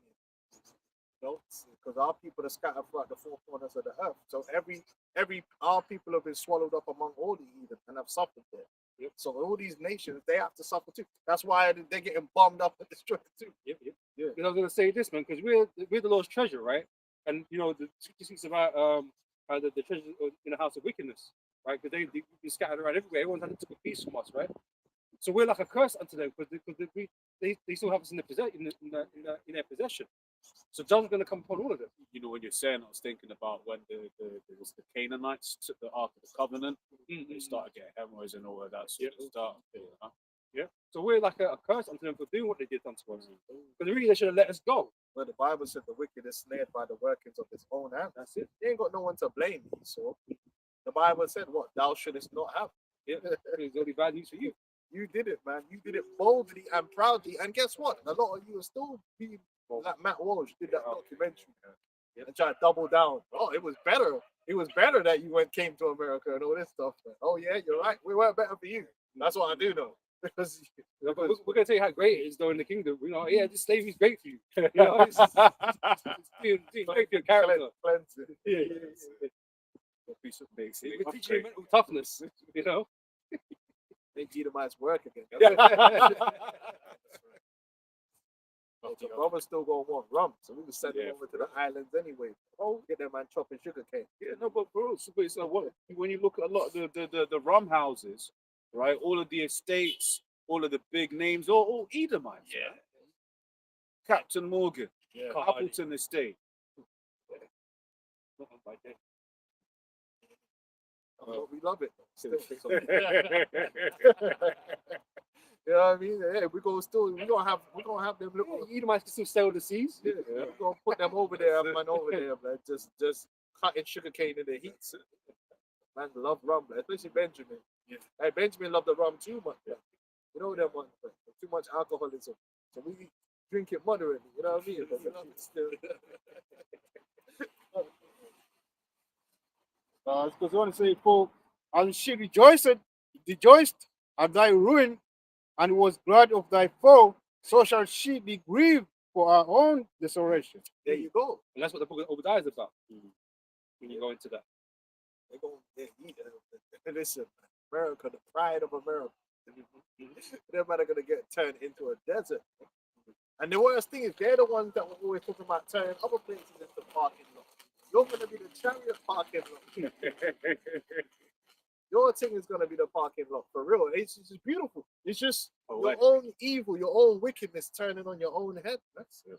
We still got Psalm 144. I said the Lord, irony, isn't it? The Lord loves irony, bro. Because they remember, they used to say, oh, we're turning it all into a glass parking lot and all that. Whoa, like, you inhumane demon, man. Or they always boast about their firepower, but then now one with more fire, more power. As these other nations look weak to you, you're going to look weak to the Lord, man. Yeah. So they're going to be Hey, arrogance, man. I don't become as weak as we. Like, you're inferior. Arrogance, arrogance, it's the worst disease. Arrogance is a mother. Arrogance is always, it's guaranteed to make a man, even if you look at it in sport, you look at it, when a man fails to prepare, why? Arrogance. You see, so even in the workplace, people get complacent. Arrogance. You know what I'm saying? I've seen a man fall simply because, bro, you're being arrogant. You're not taking time. You're not taking care. You're not being humble to do what you know you're supposed to do. That's Esau. Arrogance is Esau's end, and that's why the Bible says before destruction, the heart of men is haughty. It's a known fact that when people get things going their own way, they usually fall victim to arrogance. You just think that, okay, I can't be taken down. I got it all figured out. When you feel humble, you go, okay, let me just make sure. Oh yeah, arrogance. Man. That was like from time Bose was saying how basically it was several times that guy almost hit something, ran reds. Something should have been like, you know, those ones when you do something risky and you get away with it, you're like, oh, shit, I should probably stop. That was, it was one time I was cycling fast and I clicked something. I was like, oh, he was like, maybe just chill. I should chill. It's arrogance, man. Arrogance, underestimating things because you're overestimating yourself. Arrogance is a motherfucker. It's like a disease. Once the Most High put arrogance in your heart, you're already cooked. You're on a timer before you go down. And you usually reach peak arrogance at the same time when you're gonna go down. And then promotion is the other way. Promotion, you normally reach peak humility, which is us. Where the elect and Esau is going in a completely different direction. The elect are humbled and understanding that everything is the will of the Lord. Esau's pride is in the other direction. He's thinking he's God. He's like, I don't even need to do a proper military plan. I just you know what I mean? I just listen, man. These guys are just, what they gonna do? It's always like that. And the arrogance always, we talk about boxing all the time, but many a man have been the better fighter, have lost the fight because of arrogance. And it's hard to fight, And it's like, who am I fighting? How many men get beat up by a guy that was supposed to be a jobber? The guy's supposed to be a jobber. But that guy on the other side, humble. He knows he's fighting the champion. So he's being fully prepared. Meanwhile, you're over there in the back of your mind thinking, I will never lose to a white boy. Yeah, okay. Well, he don't know it's some white man than Jake. He don't know. But even if it's not, you can lose. Yeah. Even an Edomite could beat you up if you don't. Yeah, but he didn't think he could be better than him. You know what I'm saying? So, just because he's white, but it's Jake out there. You can lose to someone that's not better than you. Yeah. This is the way the arrogance is. You fail to prepare, you prepare to fail. But usually when a guy fails to prepare because of arrogance, it's because you think you just enough. You got it. You got it enough. That guy ain't nothing. It happens all the time. People get beat by other people that you're really more talented. You really are the better man. You're just fucking arrogant. And your arrogance you cut corners. And them corners you cut led to your destruction. And Esau's the same thing. The arrogance of this man is people don't realize how arrogant they are. They're extremely proud, extremely arrogant. They don't think that they're gonna fail. Because even when you listen to these Iranians, they're talking that sort of humble type of way. Like they might beef with them, but you just listen to American people, man, like, oh, we're gonna do this and do that, and Because their currency is arrogance. They want to hear the arrogant talk. yeah, They want to hear Wrestle- you come out and WrestleMania, talk yeah. bare. They love Trump because Trump talks proudly. Oh, in fact, It look sounds strong. at the Yeah. cadence of everything he says. Oh, it's the great. Everything he describes is the greatest. Great adjectives. Everything. He never says anything in a humble way. If he does something, it's the greatest ever. Man cook an egg. Oh, it's the greatest egg from the greatest chickens. You're like, God damn, man, nigga, like, you're gonna be humble about anything? But they love it. Oh yeah, he's just saying it like it is just big. No, he's not. Even if it's not the greatest, he's saying it's the greatest because it's what you want to hear because you got a proud look, you got a proud mindset and a low IQ. So you're like, oh yeah, like he's a car salesman. Oh, this is the fastest car in the world. Like okay, like, it's all arrogance, man, and they love it. They love arrogance, except when a Jake is doing it, then they don't like arrogance. You know what I mean? But when it's an Edomite, they love being arrogant. We're the greatest nation in the world. We're the strongest military. Our military is so strong, so fast, so. Come on, man. Ecclesiastes 9 and 11. Well, many a strong military have been defeated, bro. Many a mighty man have been defeated. Even Saul was a mighty man. He was defeated in war. Many a mighty man have been defeated. Goliath was a mighty man. Many a mighty, the scripture tell you that. Many a mighty man have fallen, bro. And that's the thing, with Goliath, the odds was in his favor. The odds were heavy favorite. Just like America is supposed to be heavy favorite. Look, they're struggling. They're having issues, problems. But then guess what? They're supposed to be the favorite. But then when you look closely at the details, you start seeing that they've been making mistakes. Certain things they've been developing is more towards the show than what the reality is because of arrogance. I'll just throw money at it. I'll just throw money. I'll just do that because we're the biggest anyway. And now you're starting to I listen to these military strategists, they be like, actually, these men didn't spend as much money, but that shit's actually kind of that works. Well, yeah, because they've even had to copy the whole Shahed type thing, American. So Because arrogance leads to complacency. Yeah. And you take everything for granted and you just think it's a given. It happens all the time, bro. We could come up with loads of instances. Teams have fallen off through complacency. but They didn't think they needed to bring in the fresh blood. They forgot about all that. Then they lose. They eventually lose. They Shalom, eventually Malcolm, go yeah. down. shit. Arrogance is not a good thing, bro. That's why even as being in this truth, you try and stay away from arrogance. Yeah. You try and stay away from. You got these guys running around Judah and all. We're not here to be arrogant about who and what we are. Because stay humble, huh? Stay humble. Yahushua, he knew he was the king. He knew he was the son of God. But he never went around portraying. I'm from Judah and all this shit. Yeah, what does that mean? We still went into slavery. So stay humble. You see the point? Even though we're as great as we are as Israelites, well, we're not in slavery. So what does it really mean at the end of the day? You gotta stay balanced there. Because that doesn't mean you're guaranteed anything. Got this? Ecclesiastes 9 from 11. It says, I returned and saw under the sun that the race is not to the swift, nor the battle to the strong, neither yet bread to the wise, nor yet riches to men of understanding, nor yet favor to men of skill, but time and chance happen to them all. Yeah. I'll give you an example, man. I remember like back in the day, man, I was swift as the ropes. I was fast. This brother know me. But I was hella arrogant. Because you know what happens when I was naturally fast. So it's like you get that arrogance. Because most people you meet, you're faster than. And I remember like one guy told me, it's like, yo, bro, you know you can actually be fast Right. if you actually trained. And I just looked at him, man, what the fuck is this guy talking about? I'll dust you. Yeah. But he was right, man, because when I actually bucked up upon man that actually trained, I was getting dusted out here. Because that's not the average, but again, it's arrogance. It's arrogance, man. Arrogance can destroy you, man, in your life. Arrogance will have you out there drinking alcohol because you're young. You're arrogant. It's arrogance. You just think, yeah, I could do it because I'm young. So you drink all the alcohol. By the time you're 30, your joints are falling apart. Why was you drinking all the alcohol and destroying your bed?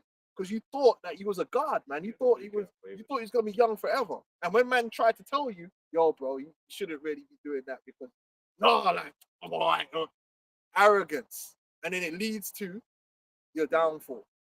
Yeah, I say it's like that's one of the things, being in this thing of ours, one of the experiences that I've had in terms of like that concept of arrogance. Like the Lord will use someone in the world to say something.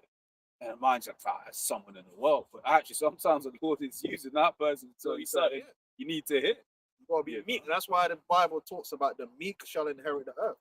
That's what it means to be humble, to be meek, man. But Esau is the opposite of that. They're extremely arrogant. Just the way they dismiss people as third world is arrogant. It's all arrogance. Their whole persona is based upon pride and arrogance and attributing to themselves characteristics that they don't actually have because of their arrogance. And they're gonna find we're gonna find out that you're not as enlightened as you thought you was, that you're not as smart as you thought you was, that you're not as wise and you weren't in control as much as you thought you was. Because they think they're in control. You're not in control. That's arrogance. Grab this word. What I like, this is hubris, right? So ask the robot, define hubris. It says hubris is a term. It says hubris is a term used to describe excessive pride, arrogance, or overconfidence, especially when someone believes they are superior to others or above normal limits or rules. Is that the forever war? Yeah. We could fight unlimited forever war. And anyone could know that's not fucking true. How would you even want do that? How would you want to fight? One would argue that if you were to enter into a war that is a forever, you're a moron. If you start that war, That's the lowest IQ thing. Like, why would you want to be in a forever war? Like, that's just stupid to even say. You know what I mean? But that's the level of arrogance to even let that come out of your mouth. actually know IQ. You actually. I mean, and there's a guy going, yeah, America, fuck yeah. This is what this guy talking about, man. Unlimited missiles. Yeah. just looking at how long it takes to make those missiles as well. Yeah. Because it's what they're hoping to amp up production of. Is it the Patriot? Yeah. To like 800 a year.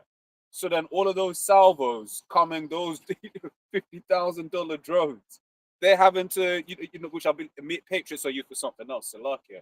But so those are that, but those miss that battery's $1 to $2 billion for an entire battery, right? But then it's like all of the missiles take time to make.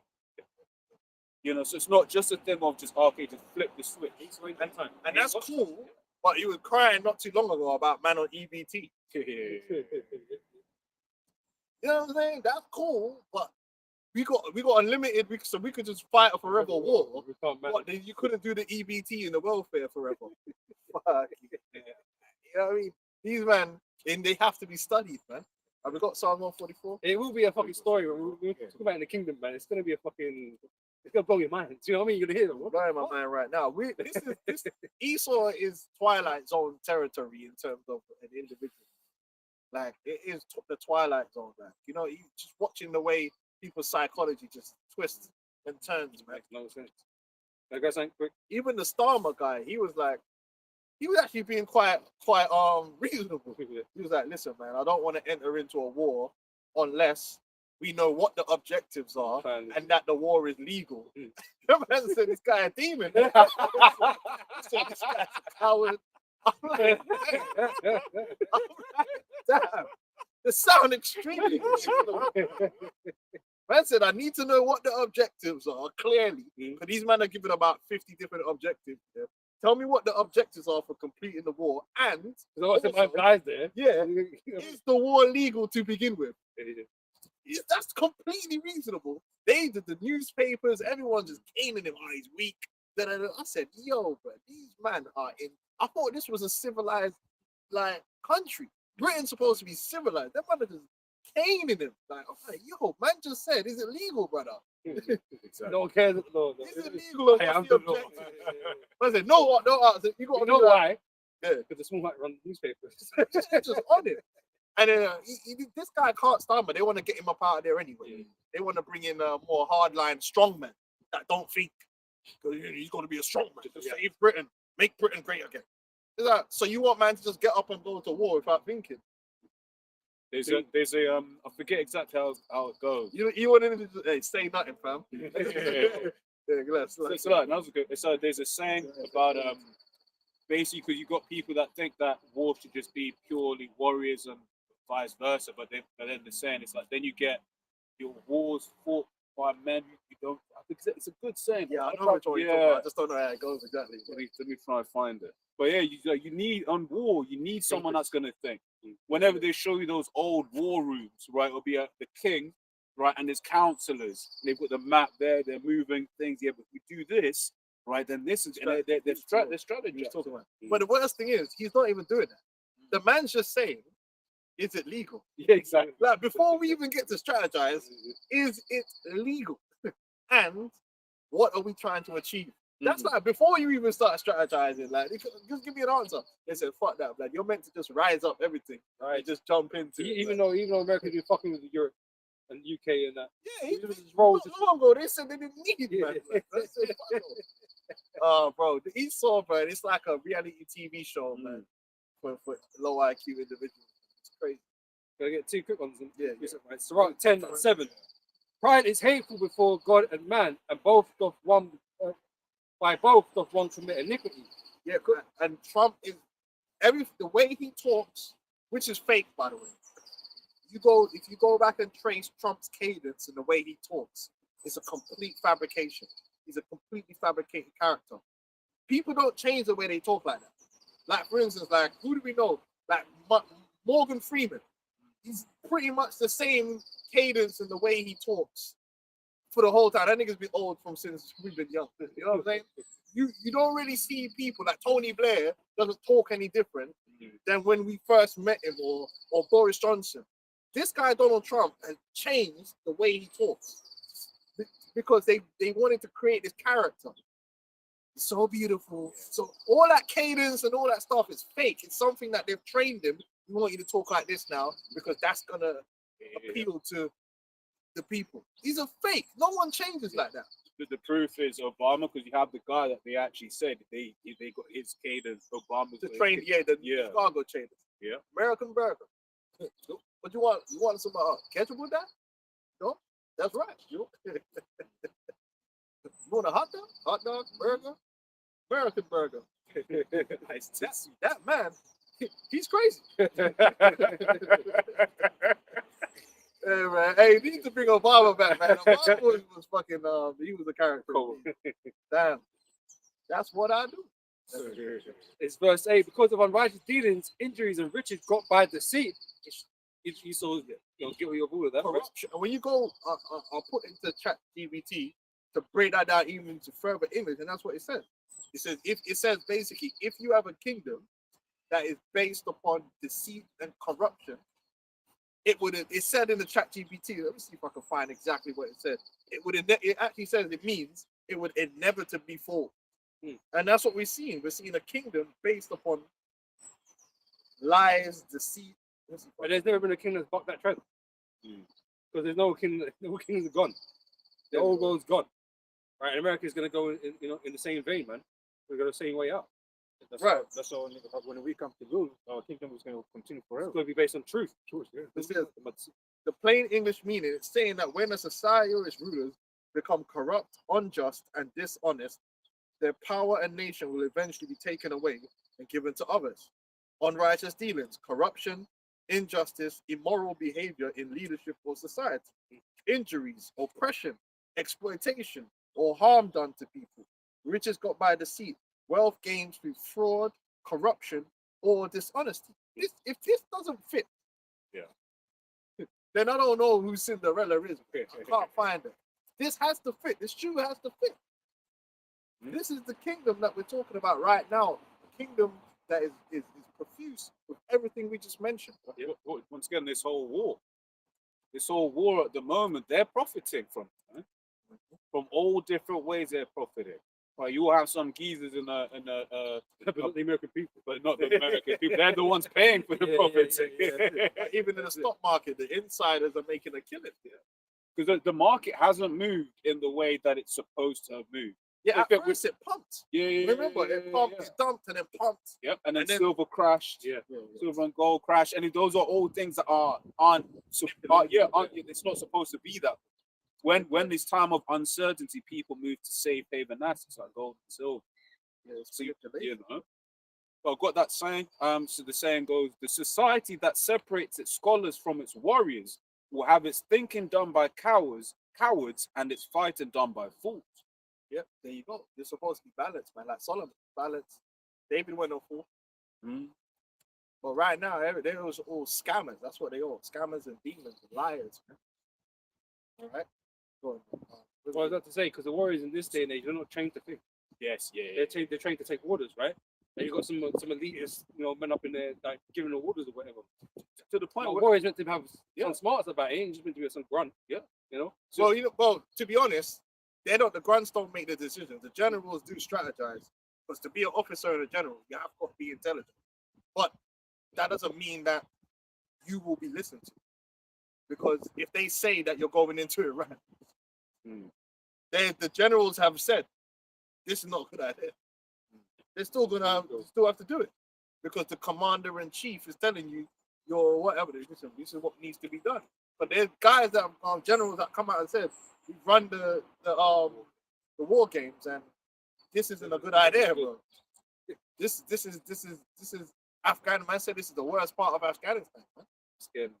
This is worse than Vietnam because they never won the Vietnam War. The war was no way to win it. Them niggas was in the jungle. Them niggas was underground tunnels. Yeah. And when you look at you share the terrain of Tehran, of the terrain of Okay. Iran. It's that's what even in what was that film with Tom Cruise, man? Top Gun, where they're showing you obviously Iran, but it's like you've seen what they're basically showing what they would have to do to pull off the maneuver. And it was like bare mountains, and they go, you're gonna have a ground war in that. It looked like an alien world, man. When I see it, I said, "Yo, that's it, man, bro." Yeah. They want man to trek. Man's gonna be tired just getting up them hills, bro. But Get exoskeletons. and even the soldiers that supposedly got killed, the four of them that those were warriors. They ain't doing a ground war in America in Iran. Them generals know, but they're gonna have to do what they got to do. When they get an order from their commander in chief, the strong man, they gotta do it. But again, verse 8 says, because of unrighteous dealings, injuries, and riches got by the kingdom is translated from one people to another. I just want to get the 21st verse as well. It says, the fear of the Lord goeth before the obtaining of authority, right? But roughness and pride is the losing thereof. Yeah. That's what's happening. What is it? Roughness, yeah. What's that? Roughness and pride. That's how it's going. Esau peaked, man. He peaked, man. The pride is too much, man. They're trying to do too much. All this mark of the beast thing is too much, man. Yeah, it's too much, man. Like, think of it, man. You want to own everything. You want to chip everything. You're doing too much. It's not necessary. Something. What type of verse? 10 and 21. This plan, what Esau has, it's too much for a man to even think of achieving these type of lofty ideas. So yo, my nigga, just chill, run the thing, get some tribute, and eat shawarma and some pita bread and hummus. Life is simple. Why we gotta be worrying about chipping and counting man's breaths and the oxygen in his lungs and what are we doing here, man? Yeah, the data center. What's that? Why? None of that's necessary, bro. But we need to track everyone and make sure that. Really? Too much. You're doing too much, man. You have to literally mind control everyone. Bro, if you're a real ruler, you ain't gonna do all that. Shit just works. So you don't have real power. Yeah, it's just crazy, bro. You're insane. It actually doesn't have. No, it doesn't have. No, it doesn't have verse 21. Oh, That's 20 and 22, but no 21. what? I looked in both in a different site, but as well. I just wanted to know what you mean by Yeah. roughness. If it was, but it's all right. Well, find out what it is in the dictionary. Yeah. Hey, there you go. Yeah, you could just copy and paste it into the verse into ChatGPT, and it might plain the English it, and you'll look up the root words and all that stuff. Yeah, man, Esau is definitely about to go down. You can smell it. You can smell the destruction. I'll go quicker. Yeah, go on. It's a book of Ecclesiasticus 10 and the we start from 3. It says, an unwise king destroys his people, but through the prudence of them which are in authority, the city shall be inhabited. Right. If Esau was a wise king, he would have respected Yahweh Hashem Yahushai and established his word. That's the basis of it. I don't care about your fucking technology. Yeah, I don't care about your IQ. The true wisdom is the fear of the Lord. And if you fear the Lord, you respect his word. And you establish his word. And the minute you didn't do that, it was always cooked. It was always cooked. It don't matter about what your technology you got and how many inventions you had, and your mobile phones and your iPhones and your data centers. None of that matters once you disregard the word of the Lord. You're already cooked. You've gone off the reservation. You're on the path to destruction. Welcome. In Ecclesiasticus 10:21, the word roughness refers to harsh, aggressive, or abusive behavior towards others. There you go. You become what? A tyrannical. That's what you see in Esau police state tyranny. You don't have to be like that to be a ruler. It's like there was another phrase that I came across, which was the tyranny that Athens imposed on others, it eventually imposed on itself. Yeah, that's what that guy keeps breaking down. Oh, okay. The new Moabite savant. Oh, the sage. Professor. Yeah, the Moabite sage, blood. He be going in, blood. He be going in. Yeah, he was breaking down that history of how the Athenians went around and they were bullying everyone else, but eventually all that bullying came back home. Yeah, can't see. So these brothers are sage too. But it's true. You become cruel. You become and you shouldn't be. You shouldn't need to be cruel. No, don't get it wrong. If you're a ruler, there's judgment, but then there's mercy. There's compassion. It's fair judgment, there's yeah. empathy. These are things that make a good ruler. You gotta know how to balance it. You can't be all like let everyone. It's like when you're a parent. As a parent, people don't understand that you can't come down with pure fire and brimstone and be super rigid on a child, because the child's just gonna end up fucking hating. Yeah. Everything's just gonna be toxic here. It's true. I see man like that. I know certain man that the way they parent their child, they just turn up to beat them. They don't even spend time with the youth.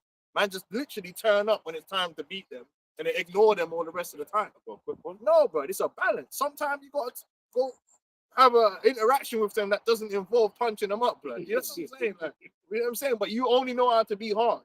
You don't know how to show the other side, the compassion, the love, the empathy. So that child's just gonna grow up imbalanced. Yeah. Sirach 4:30. Be not as a lion in thy house, nor frantic among thy servants. Right. So it's not about being a wimp, a pushover, right? But it's not all about being some dragon either. There's a balance in that regard, and it's the same thing when you're being a ruler. When you're being a ruler, there's a balance to how you treat the people. You can have empathy, you can have compassion and understanding, but then you can have judgment. You understand? But Esau, he wants to just go with a rah-rah thing. He wants to be the dragon. He wants to come with the police state. What they call it? What did my man say? Imagine a boot on the neck of mankind forever. Aldous Huxley. That's what he wants to do. You don't need to be like that. You can be feared and loved. Esau just wants to be feared with some fake love. And that's why the scripture said, when the righteous rule, the people rejoice. But when the wicked rule, they mourn, because the wicked rulers inevitably always turn into demonic, oppressive tyrants that just want to just want to smash people. I want to smash. Yeah, I smash you. That's Esau. That's Esau. Is that not what we're seeing? Do we not see like man beating people up, shooting up people, police states and it's gonna get worse. We see it's gonna get worse. ICE just turning up, slam dunk a man to the for what? What did man do? He's illegal. Illegal where? On earth. And yeah, I thought someone's from is overstaying, you just send them back. Why are they in detention center? British, man. Yeah, but that's what sending your military out in the world. You become more like because you're trying to oppress people. And but that's one of the things as well. One of those Iranian man said, he was basically saying how, look, man, there were certain people of our people who don't remember what you did when you overthrew. You did this revolution, but now you've given them something new. Yeah. To see what you're see what you're on.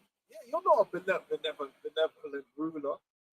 You only know how to oppress and destroy people and do evil, and you're getting worse. That's why the scripture said, "The devil shall come down on you, having great wrath." That if you have for a short time. Roughness, and what did it say? Roughness and pride. That's all you got, because you think the only thing you can rely on is might. But a true ruler don't just rule through might. Yeah, you got might, but people respect you for more than that. You know what I'm saying? You could gain a respect here without the respect only coming from the fact that I could murder man. And they did an experiment like that with the chimpanzees. It's the third world chimps. But they did an experiment watching how chimps interact. And you got two types of leaders as chimps. You get the strong man, the strong chimp that just rules with an iron fist, yeah. So anyone violates is just gonna get matched up out here, yeah. And man don't care about nothing else. It's just you listen to me, rah rah rah. I'm the head chimp. Then you get the other chimp. Then you get the other chimp that ruled with a balance of not only was he strong, but he would also do a lot of grooming. And you don't know, team building exercises and all that stuff. And they said the difference was when the strong chimp showed any sign of weakness, like say they ate a piece of fruit that happened to make him drunk. You can get naturally drunk fermented fruit, and he gets that little bit of weakness, or he has a fight and he comes off a little bit worse for wear for the fight. He won the fight, but he said, bro, the next man underneath is onto man. And they were ripping to shreds. They're just waiting for that moment where he shows that weakness. They don't like him because he just thought that he could rule with this iron rod. Whereas the chimp that was grooming everyone, he's still strong and he still ruled. He would beat people, but he's strong, but he would also groom them because they loved him. When he showed weakness, they'd fight for him. You see the difference? Because they have love and respect as well as fear. It's a balance. Esau's trying to just do the iron monkey thing, the demonic monkey thing, and he's gonna fail because it sounds like the other monkey plays a greater role in their thing than just the one that Yeah, just told me the asshole. He's just the asshole, man, and that's what pride does. Pride does that, man. Pride makes you think that you're the man. Oh, I'm just going around and just be a demon and be a bully. That's what Esau is. He's just a bully. But the bully is about to get bullied. And when the weakness comes out in a bully, everyone piles on. And in a way, that's what's going to happen to America. America is going to look weak, and they're already looking weak. And did I tell a man from the Venezuela thing when we had that conversation? I said, bro, you see this thing that they done in Venezuela? It looks, to the layman, it looks like America's strong, but to the military minds of the other nations, what you just did was like just a showcase of that you're actually weak. You're actually weak. You're not projecting strength. You're projecting weakness. You're doing the most. You know when a bully just starts moving mad, like trying to make everyone think he's big. Hold me back. Yeah, but when you look at it, it's like, well, you didn't conquer that nation.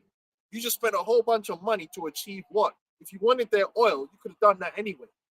You could have just lifted the sanctions and said, let's do business. Why did you do all the bravado and all that shit? Because really, you're weak. And then you started talking about Greenland and all this shit and all that. It's like, this man looking crazy. Backtrack on that. Now this Iran thing, bro, don't even from China and Russia looking at that like, hold on. These man ain't no... Even the whole people. Yeah. Bro, the dude's arm got snapped, bro. What? The Marine. Yeah. What happened? Where? Like, in front of the remember in it, like. Oh, that guy. Oh, they snapped his arm. Bro, What, in the video? yeah, bro, you actually hear it. You Oh, hear it. shit. You hear it, bro. And he didn't want to. Bro, and you know what? That's I that can't lie. roughness. That's that Yeah, roughness yeah, he was just talking about. Yeah. And he's raw, man. Because he's down broke, but he firmed it. He was still saying his message like that. That adrenaline, man. Yeah, bro. He wasn't fighting nobody. Yeah. You know what I mean? He just said he had to say it, and these men were attacking him. Bro, America's looking weak right now. In fact, there's never been a better time to fight America. So, oh shit, like them man ain't, and then that's why they're coming out the TV every day and making it like we've won yesterday or something. You know what I mean? Bro. That's what I'm looking at this like, hold on.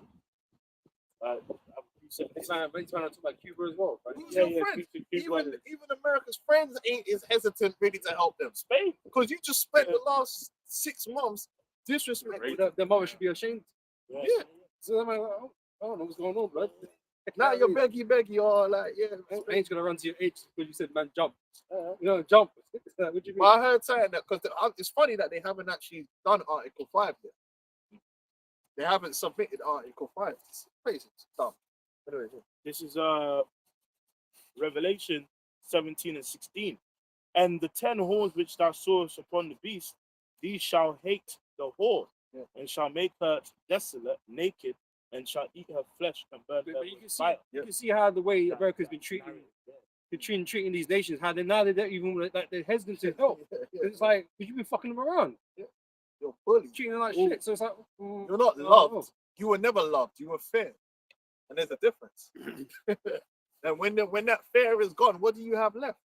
That happens to a lot of people, man. Even as we even when we talk about the parents thing, there's a lot of men that abuse their kids, and the kids are scared of them.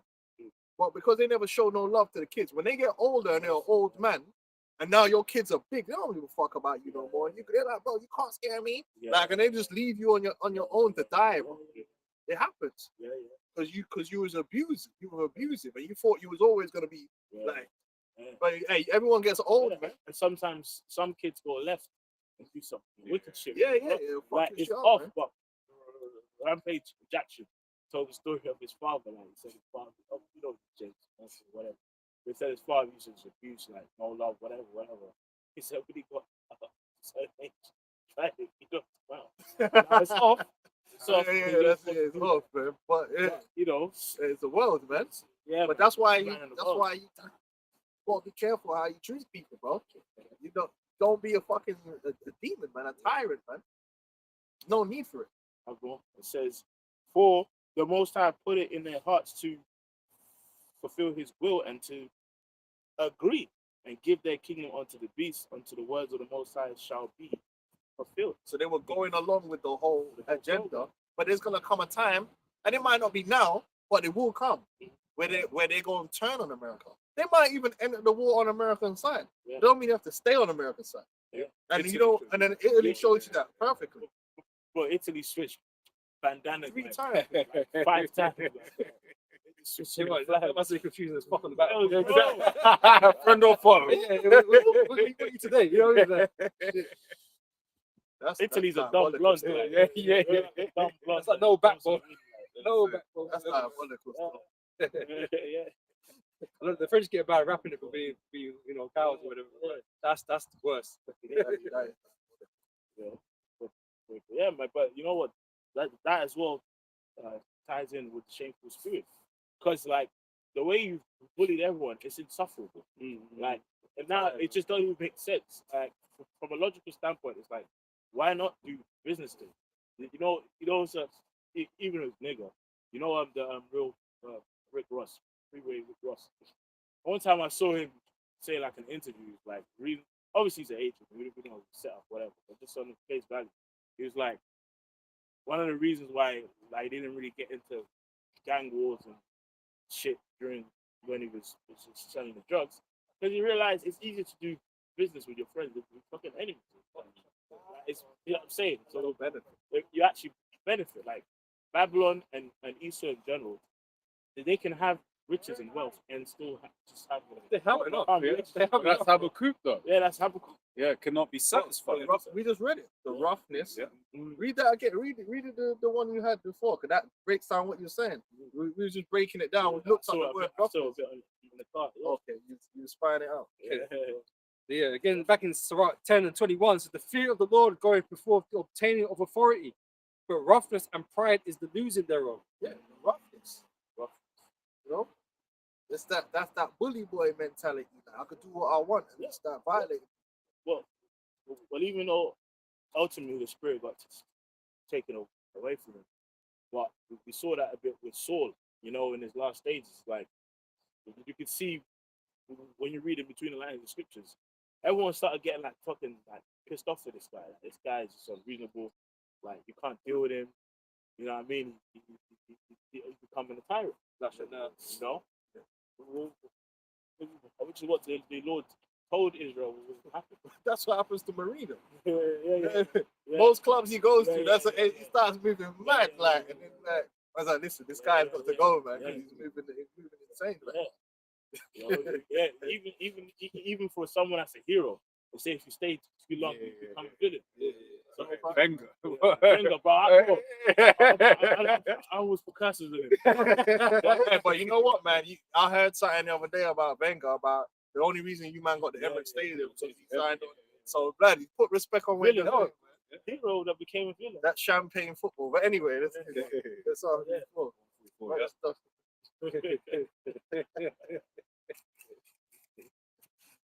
Well done, though.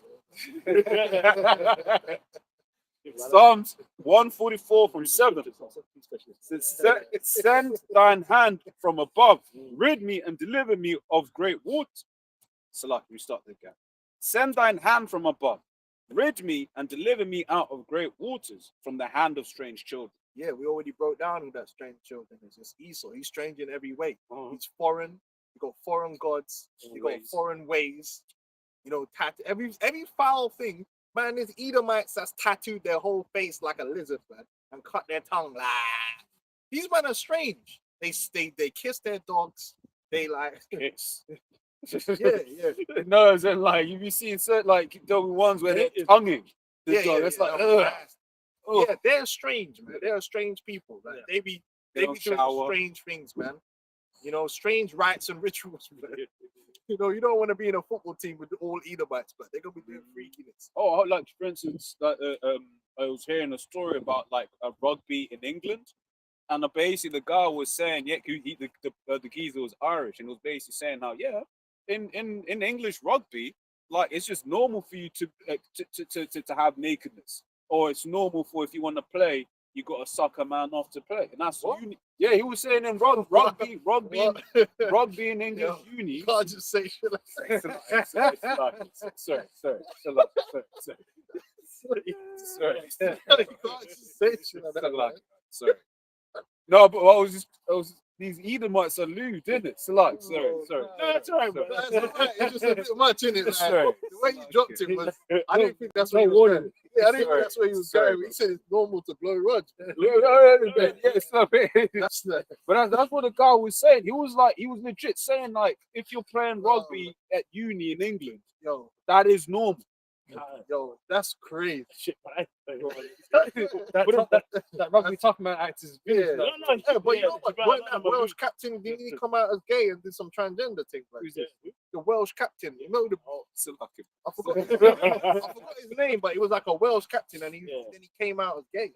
Yeah, man. A lot of them are lewd, bro. They're lewd. Yeah, that's crazy. They'll be the ones that'll come into the uni bar dressed as women. Yeah. With would you call it? We'll see them on a lads' night out. Lads' night out. It was the rugby man that was drinking out that man's cup. Yeah. Oh, the ball cup. Yeah, the ball cup thing. Yeah, boy, That's come to think about it. That's And they're meant to be more manly, right? Because you know they get the footballers. They're no coming to say I'm comfortable with my sexuality. Yeah, it's too comfortable. that sounds like an excuse. That's way too comfortable. This is playing rods, man. You're supposed to be uncomfortable. Like a ball cup. Like my man's son. Who? What you sent me the video? Oh yeah. What was his name? It was a video like on social media. Yeah. No, but you know the guy. What's his name? Ninja Man, son. Yeah, Ninja Man. Was it Ninja Man? Yeah, son. No, it was Buju Banton. No, not Buju Banton. Yeah. Boom bye, innit? Buju Banton. Yeah. Ninja Man has got a gay son as well, though. But he's got like 30 kids, so one of them. He's got a gay okay, son. Yeah, we go- The so- man said he was thinking about But it. he was thinking about it. It's like, I mean, how long was you thinking about it? Hey, shit. And she was trying to get man. She was wanting to know details. Man. There you go. This is book of Habakkuk 2 and 4. Behold, his soul which is lifted up is not upright in him, but the just shall live by faith. That's right. We're supposed to be a people of faith that believe in the power of the Lord. These Edomites believe in the power of their forever warm. God's their sword. That's what they believe. And then they try to throw some religious stuff in there. I mean, we know they don't believe in Jesus Christ coming by. They're just saying all this, man. They don't believe that, man. These men don't want a Messiah. That's just talk. What they really believe in is hard metal. Well, this is the thing. This can't be a conflict about ideologies and religion and stuff like that, because there's so much shit going on in America that needs to be addressed. Like, why would you go to a whole other fucking nation Yeah. based on religious motives? They There's so much. they want to scapegoat the Bible. That's what they want to blame the Bible for their bullshit. That's what it is. Oh, yeah, so if it wasn't for the Bible, all of this wouldn't happen. Nah, but you're a demon. That's what it comes down to. Exactly. I was playing that smart. This is 2nd Ezra 13 and 29. Behold, the days come when the Most High will begin to deliver them that are upon the earth, and he shall come to the astonishment of them that dwell on the earth, and one shall undertake to fight against another, one city against another, one place against another, one people against another, and one realm against another. You know, and that's what's like even now, like on this level now, bro. I've never seen the earth in my short time of my life so split mentally, bro. Like people are polarized. Like people are like, yo, like, and seeing Babylon, bro. Like, bro, Yeah, Babylon. you know, before them conspiracy theories and all of that could, you know, like get brushed aside. But now this word, this truth, this mustard seed is taken over. So the spirit of the truth is in the earth. So everything is being exposed on all levels, bro. And people are tired of the system. Yeah. You know what I mean? There's like, you know, people, you know, that are known to brothers in certain kind of bodies or whatever, government, that are like, bro, people are feeling away, bro. On all levels, bro. Whether it's fighting, you know, going to war, whatever it may be, people are like, fuck this shit. You know? Everyone knows something ain't right. Everyone knows something ain't right. Well, because that was whether it's true or not, you know, we would never really know. But that's why they said those American warships, basically were being over flooded with. Oh, with yeah. with the sewage system Yeah, was the messed sewage- up Yeah, because so basically they doing were on purpose. basically they were saying that the servicemen were actually flushing Flushing, their uniform into the toilet to block it up. yeah. You know, because they were like, why are we going there? Yeah. They was like, we don't want to go there and just be sitting ducks. I think I forgot the geezer's name, but So yeah. they don't want to get paid, but they don't want to fight. Hey, the mighty men of People Babylon. want to fight. Yeah. The heart. We were speaking about that in the car on the way here. That really, they don't have no. Even everyone knows that the moral backing for it is all lies. 9/11 was the last time they could kind of get man Exactly. to That's get what I'm gas. saying. And now, like, ain't nobody really gas to give their life for Yeah. America, man. And Especially when they know it was about the Marines set up for Israel. For Israel, yeah. That's why you're there. Bro, most of the They didn't veterans fight for don't rate it no more. After Afghanistan and Iraq, most of these veterans you see on the podcast, they kind of admit, like, yeah, it's all bullshit. Yeah. So if the veterans are talking like that, and even that veteran, that guy, the Marine guy, he was a veteran, and I think he was a guy that exposed a year ago about that. What was it? Something to do with Gaza. But he's been on one man's case. You get me? This ain't nothing new for him. He's true Yeah. to this. You get me? And bro, it's like, you know what they say? You can kill the man, but you don't not the idea. So you might put him in jail, but there's another young Marine or old Marine who was already on the fence already. Yeah. And now he's like, nah, fuck this. That shows the Afghan, Chelsea Manning. Yeah. The Afghanistan thing, and the way they left Afghanistan as well, that Yeah. had a whole load of Yeah. veterans What hurt. did he die So for? it's like, hold on. What for? We had man dead, but then we just left bare weapons. Bro, And but it's hold on, nothing. wait, it's worse than that. Cheap, nothing. Who did they go there to take out a power? Like- And who did they leave in power? And that's the thing as well. It's like those man where it's like in those barracks or where the brigades, that becomes family. Yeah. So for them, they're like, look, that was my boy. Yeah. But if they say never, Well said there, no problem. When in the trenches, you know what I'm saying? oh man. Deep. Oh. Close. But the point is, it's more like that. They're like, "Yo, I lost friends, and then especially when you get the military families, where it's like my cousins and it might be like my cousin and my dad died in it, and then Pat nothing Tillman. came of it. Pat Tillman, man gave up his NFL career, went over there and got clapped. Mm. You know what I mean? Better fucking stay It's there. been the homeland. What are you doing over there? The thing is, America hasn't had to defend its homeland for fucking a long time, bro. What's that scripture? It's only ever really, had civil war. Really? No one ain't really touched America by themselves. But they will now. That's Isaiah 47. They've not been threatened by outside nations to come and destroy it. No one's ever done that. It's just 9/11, which was, we know that was an inside job. And everyone knows that. That's the worst thing The about it. facts don't make sense. I got the facts. All right. This is Ezekiel 38:10.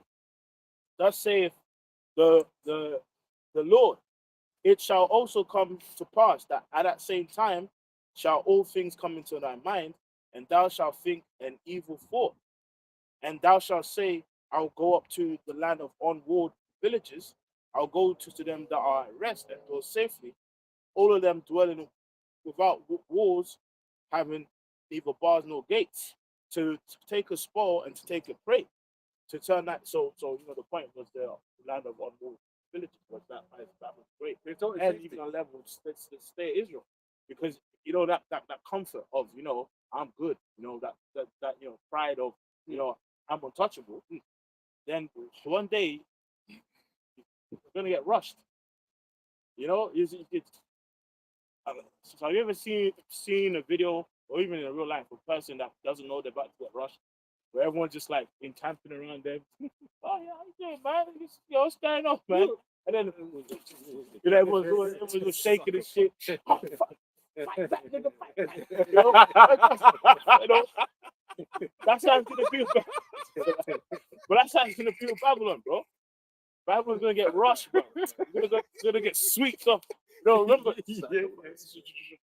in school the scripture says the speedy riddance, bro. Babylon's gonna get swooped off his foot.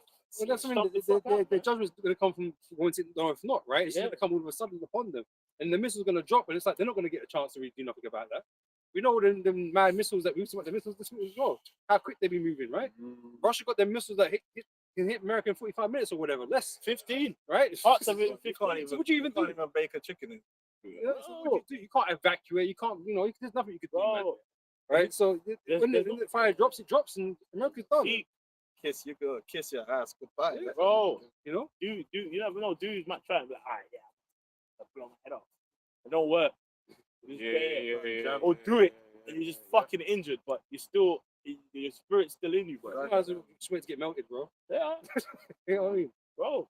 As well, man. You can't get no Concord. You can't. There's no escape Nothing. plan. Your children at school, they're gonna be in school. They ain't coming home. Yeah. Bro. Oh, that it showed you that with the Iran, Yeah, with the girls, because it was saying that like was terrible. they had the siren, but it was like they were saying how parents didn't have enough time to go back. Yeah, there's no time. And everyone, they haven't got time to panic. Yeah, they don't have time to panic. So, I was reading once I was on USA Today, and it listed like some of the names that were released. I saw like 3 of the same last name in a row. I was like, man, imagine you sent your child to school, and all 3 of them are Your dead. generations are Bro. gone. You know what I mean? You're Dead. Did you see the video of the dudes holding the girl's child's hand, bro? You know, say man's just gonna paint the Quran on his forehead, Bro, grab an AK. yeah, bro. It's, Man's ready. and bro, it's set up perfectly for that narrative, because real people might just get inspired. Well, that's what they're gonna use, man. They're gonna course, use that, man. But they need to get the people in America, Yeah. and Europe, Yeah. like get these these chicks, man. Yeah. You get them on TV. Bro, it's like it's set up perfect. like they can just false flag it up forever. That's what he meant. That's what he meant. Forever war. That's what he meant. You can just bear terrorists. They can- Oh yeah, because false flags are coming. Like, Yeah. but the dumbest thing about it is, yeah, even when they do them false flags, bare people ain't gonna believe it. Yeah. So whichever way you slice it, there's gonna be sedition. Yeah. And I was telling him earlier, I did a video last night. Nick Fuentes, which he's an Oh, Asian, yeah, I see that. he done. You see the video, like, I saw your video. I didn't see yeah, it. well, yeah, because I had the video Oh, they took in it my down. thing to do a video on it. And then when I went, I went on his channel. I put Nick because he was like the last video he did to the like, so it's the second to the last video he's done. So I'm like, okay. And I checked on it like yesterday, so it was there. I was like, okay, I did it, went on there. Like, what the hell? Where's this video gone? I said, what? Am I bugging? Like, I'm on the wrong channel. Then I went back in my history. And I'm like, okay, there it is. Clicked on it. Oh, this video has been taken down. And in the whole video, he was basically saying, look, fuck Trump. Like, it's over. Like, we thought he was the Messiah. He ain't like just do insurrection and shit. Bro, And then some of these right wingers, that's how they're gonna be thinking now.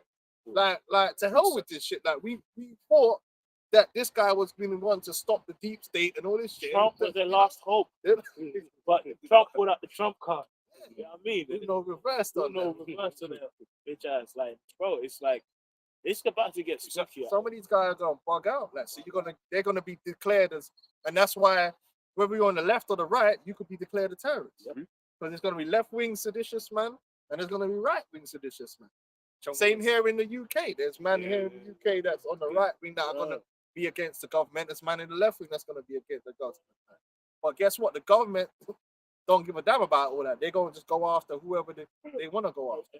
And like it's very interesting. There's basically been reports on that.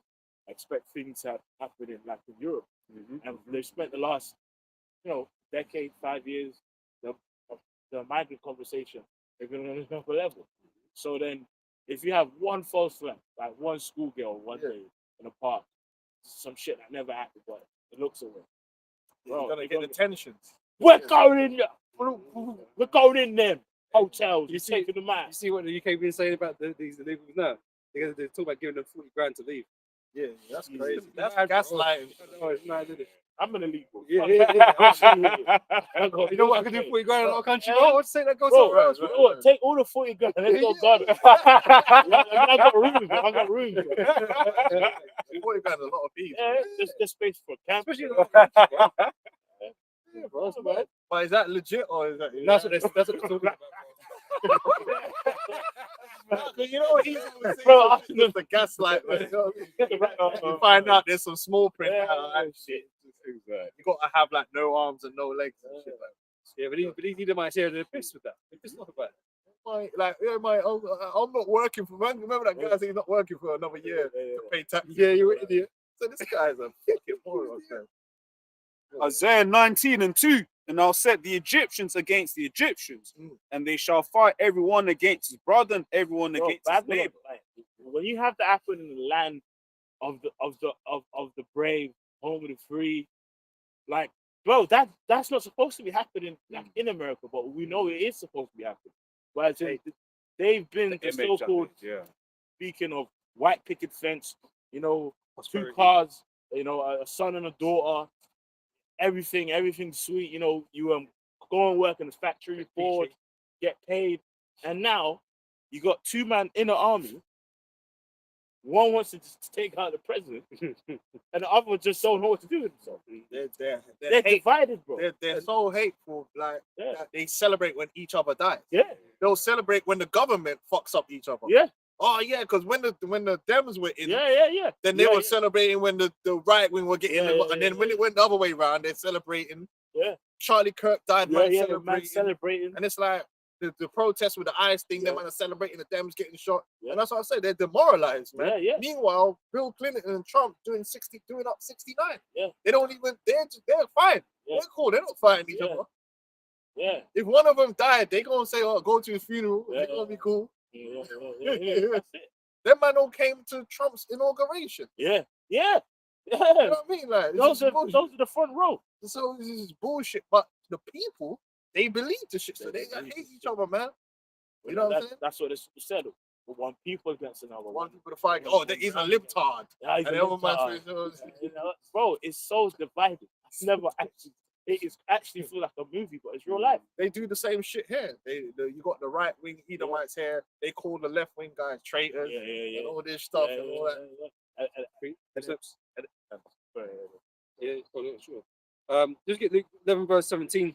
It says, but he knowing their thoughts said unto them, every kingdom divided against itself is brought to desolation, and a house divided against a house falleth. Yeah. And it gets spooky. Like even on a different level, when 70 AD was taking place, and you had this Israelites and them fighting. If you go back in the history, bro, they was burning each other's food supply down. Like there was like the actual one. Obviously, it was prophesied for them to be taken down anyway. You know, when he saw sheep and pass, you know, then basically flee, right? But when you actually see how it played out, you know how it led to cannibalism and stuff, eating their belts and all that. A big part of that was sped up because different factions was fighting for power and going as far as to burn each other's food supply for control. Wow. So then it got fucked where niggas stuffing in caves, eating their belts and mountaintops and retreats and stuff. That's in the history. You go and look it up. What accelerated it was those fighting for power of who's gonna basically be the head against when it was been taken down by Rome, and it backfired against their ass. Yep. So if that happened then, so how much more? Now, I'm a cisgender. I'm a this. I'm a left. I'm a right. even the right wing now is split. It's split. It's split between the MAGA. MAGA. Yeah. Well, they call themselves the true MAGA, and the man that's black pilled now. So now Oh, you got man that are shit. black pilled. What's the black pill now, man? The black pilled is when them man doing what was from the very beginning, where it's like there is politics is all fake and it ain't. You know what I'm saying? So it's like now them guys, some of them guys are waking up to the fact that Trump is all a lie, but they're not now.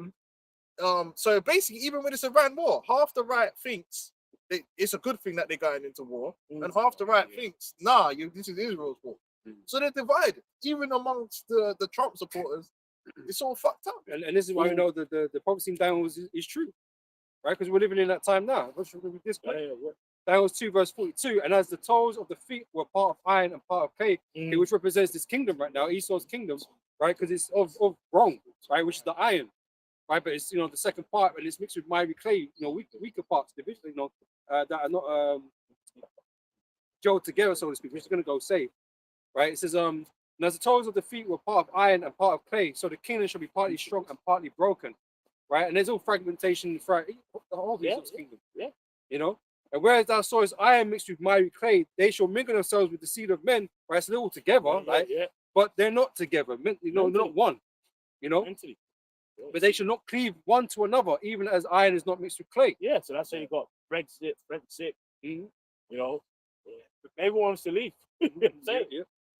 But through their economical ties and bonds, they appear as one. And this UK is fragmented. It's been fragmented. North to south is a fragment. And it's always been like that. Like the people up north, the Midlands, from the Midlands up, they just think, fuck myself. I was gonna say this is how you see the transition of power happening, right? Because in the spiritual side of things, we've got the Lord's got his house being built. Right, and Jacob around the world being united under the banner of Yahweh Shai. Right, so we're getting stronger because we're more unified. Esau kingdom is fragmenting and being destroyed. We're just waiting for our king to come. That's all it is. We're waiting for. That's it. It's a kingdom, apart. It's like a bunch of 15-minute cities. But the irony, as you want me to read into this, is Esau is thinking that he's gonna keep control over the fragmentation. Right, he knows he wants the people fragmented, the chaos, and he thinks he's going to be able to come out the other side and be like, "Ooh," but not realizing that he ain't. It really is not control. He's not. It's like not really. He's not really. He's not in. It's already spiraling out. It's cool. Like, because what he's trying to achieve is so insane. So insane. But we're gonna get the MOTV, and that's why we're saying that this situation, World War III lead up, does lead itself into the MOTB as well. Yes. Like two things can be occurring at the same time. Just America not can't destroy it parallel. itself.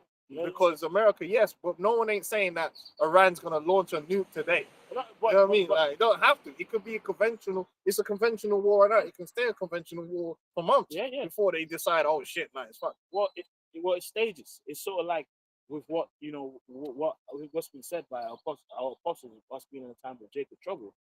Everything has a level, has a stage. Yeah, Mhm, stages. You know what I mean? Like the script. Remember, later there shall be many that shall perish of famine.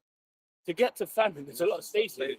Like, bro, Doesn't just happen in one Like- day. Like, you know what I mean? yeah, innit? Now, Yeah. bro, there's people right now who are gonna die of famine. They're eating a burger right now. Mm. You know what I mean? But later, No, you know what I mean? might be the last burger. It might be the last Because- burger. because this closing of the Yeah. Strait of Hormuz Hormuz. can lead to a lot of things Yep. economically, which can then Especially- lead to the MOTV, Yep. starvation, all that. Yeah, A lot of chaos can come through this strait remaining closed, and it's looking like it's going to remain closed. Listen, they already know that with this whole blockade, if it goes on for any amount of Yeah. time, recession for all Yeah. the nations, bro. Recession. Like, big time, Yeah. You know, you know. It's really interesting the game that Iran pulled this morning, where the president was like, "Look, man, hey, you know the leader Khomeini, he's dead.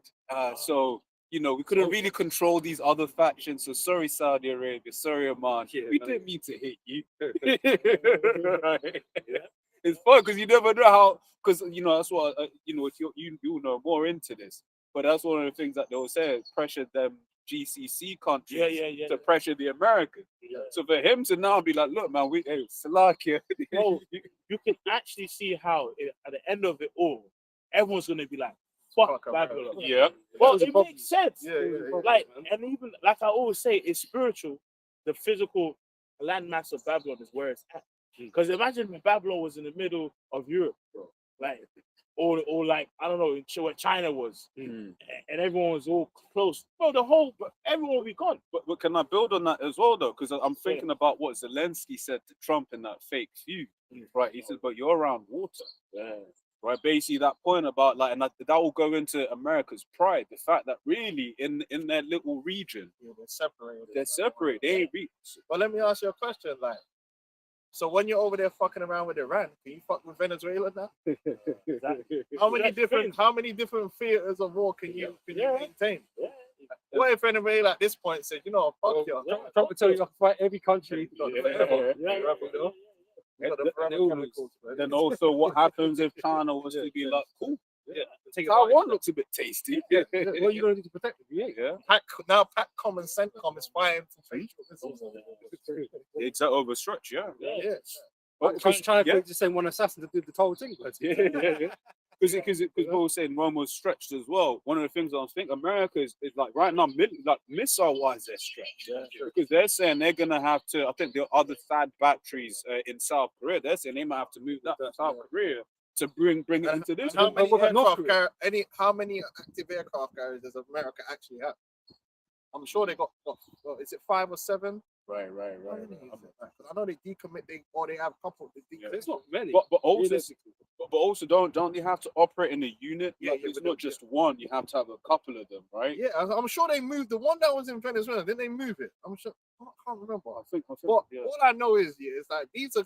If this thing was to bog them down and it keeps going, right, it just feeds into other nations. Like, well, if you're over there doing all this work here, then what can you do over here? So then maybe a nation like Venezuela and South America is like, you know what? You see this oil blockade? How about we deal with that?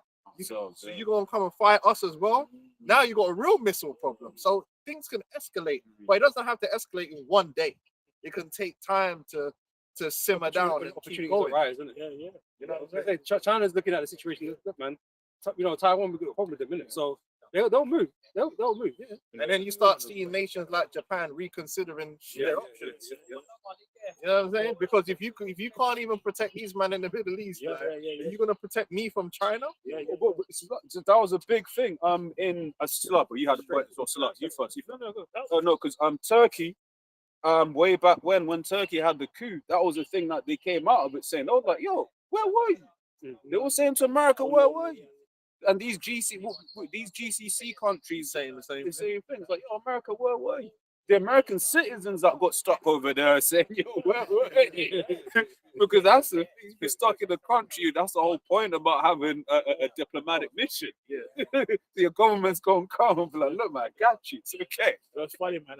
Just before coming, I was speaking to her Eve that, you know what I mean, I know that the vision to buy it, and she just landed. And she's like, so scary, hearing bombs and shit.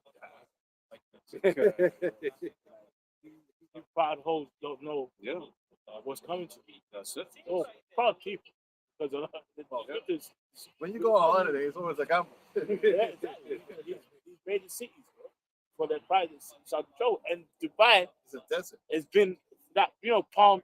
I've seen me personally, I've never had a desire to go there. No, but it's a show off thing. It's It's only people with low IQ, maybe, from certain parts of London go there to pretend From what I started seeing, like, what's his at the name? yard, Anthony Yard. What's the other name? bouncer. Bouncer. And then what's the other rapper? And then he got accused Dutch of Avelli. Dutch Avelli. When I saw Dutch Avelli and man like that, Oh, and these men are like ready to have fisticuffs my in the street. I days. said, Dubai is what? Yeah, oh yeah, those fighting in the street. Yeah, do you remember? I remember that. I shit. remember I saw niggas, that. bro. shit. I said, why is these B-level UK rappers in Dubai? That means Dubai ain't nothing. It ain't nothing, bro. It's not. You won't see that in Monaco. Oh, bro. You think you're gonna see these niggas in Monaco no. fucking on some bullshit? Well, They don't even know where you Monaco is. you'll get removed expeditiously. Yeah. But you know what it is with places like Monaco, and I will said it a few times. I never would understand why some places were so ridiculously expensive. So now really, it's just to cut out the riffraff. Yeah, like Dutch I don't Avelli, blame yeah. them. Because if you're, let's be real, no matter how rich a Negro is, they ain't paying £70 for a burger. Yeah. Like every day, that's just the average. No. price.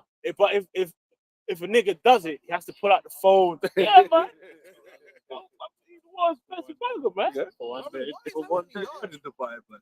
What the hell was going on, man? Everybody Oh, it's a everybody Hamite, was there. You know what I mean? It's a Hamite. Let me read this. For East Ham to fucking Dubai, man. It's crazy. Go to yard, man. You man be in Jamaica, you wouldn't be in problems right now. Let me read this, bro. So this is Zealots divided in 70 AD and it's burning food supply. It says, Yeah. it says during the Roman siege of Jerusalem in 70 AD, Jewish rebel factions, often called Zealots, actually burned the city's food supply during their internal civil war, which made the famine far worse and helped the Romans defeat the city. Yep. So this happened during the siege of Jerusalem, 70 CE, part of the first Jewish-Roman war against the Roman Empire. The main source describing it is the Jewish historian Flavius Josephus, who was present during the war. The Zealot civil war inside Jerusalem. Before the Romans even broke the walls, the city was divided into three rival rebel factions. So think about it. Even before they could conquer, the people, the factions was divided already. And it's like, we're seeing it happen. It's the same thing. Obviously, that was Jake being persecuted. But it's like, now it's on Esau. They're all divided where these niggas is like, you actually have a left and a right. They want to take man out, bro. They would literally celebrate. Like, if Trump got took out, like the left will probably be celebrating. Yeah. They'll probably get a tattoo of it. Yeah, there was a clip that I shared a couple of weeks back. You never know online. You know, you got a lot of grifters online, in it. But it was a whole thing about, it was two parents that were very pro-Trump, and then there was their two children that were very Democrat, right? And then basically they said, so Dad, like, if Trump said bomb this city, right, this state, would you be for it? Well, he must have a good reason, right? And then the son then went and said, wait, so if he bombed the state that I'm in, what would you say? And then they said charge him. But isn't that what the argument was when the girl got shot by a girl? It was an accident. That was the whole argument. What if he touched me? Like, what if I was one of the girls that he raped? And then he was like, and then it ended up the gun went off. And all that shit. That nigga, he's fighting right. Insane. Trying to fuck up Emily. Goes on to say, and the boyfriend was there. He must have been like, what kind of family is this, man? Yeah. He's giving a warning. It's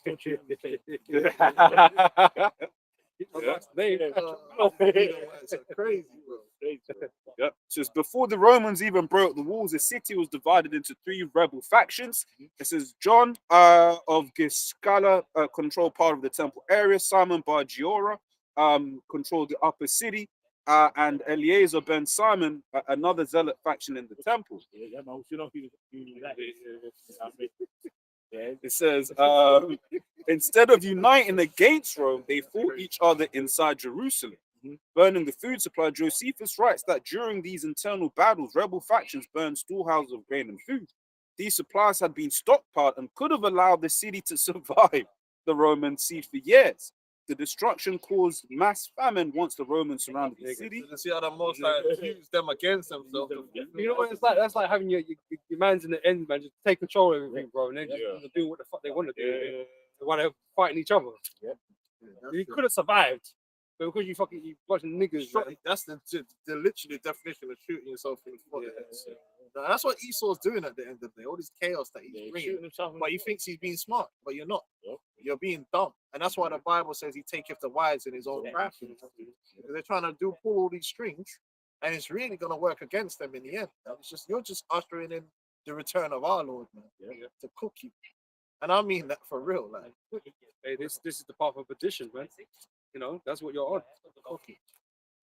All right, we're going to close up, man. The road's got to roll. But it's like, Carl, the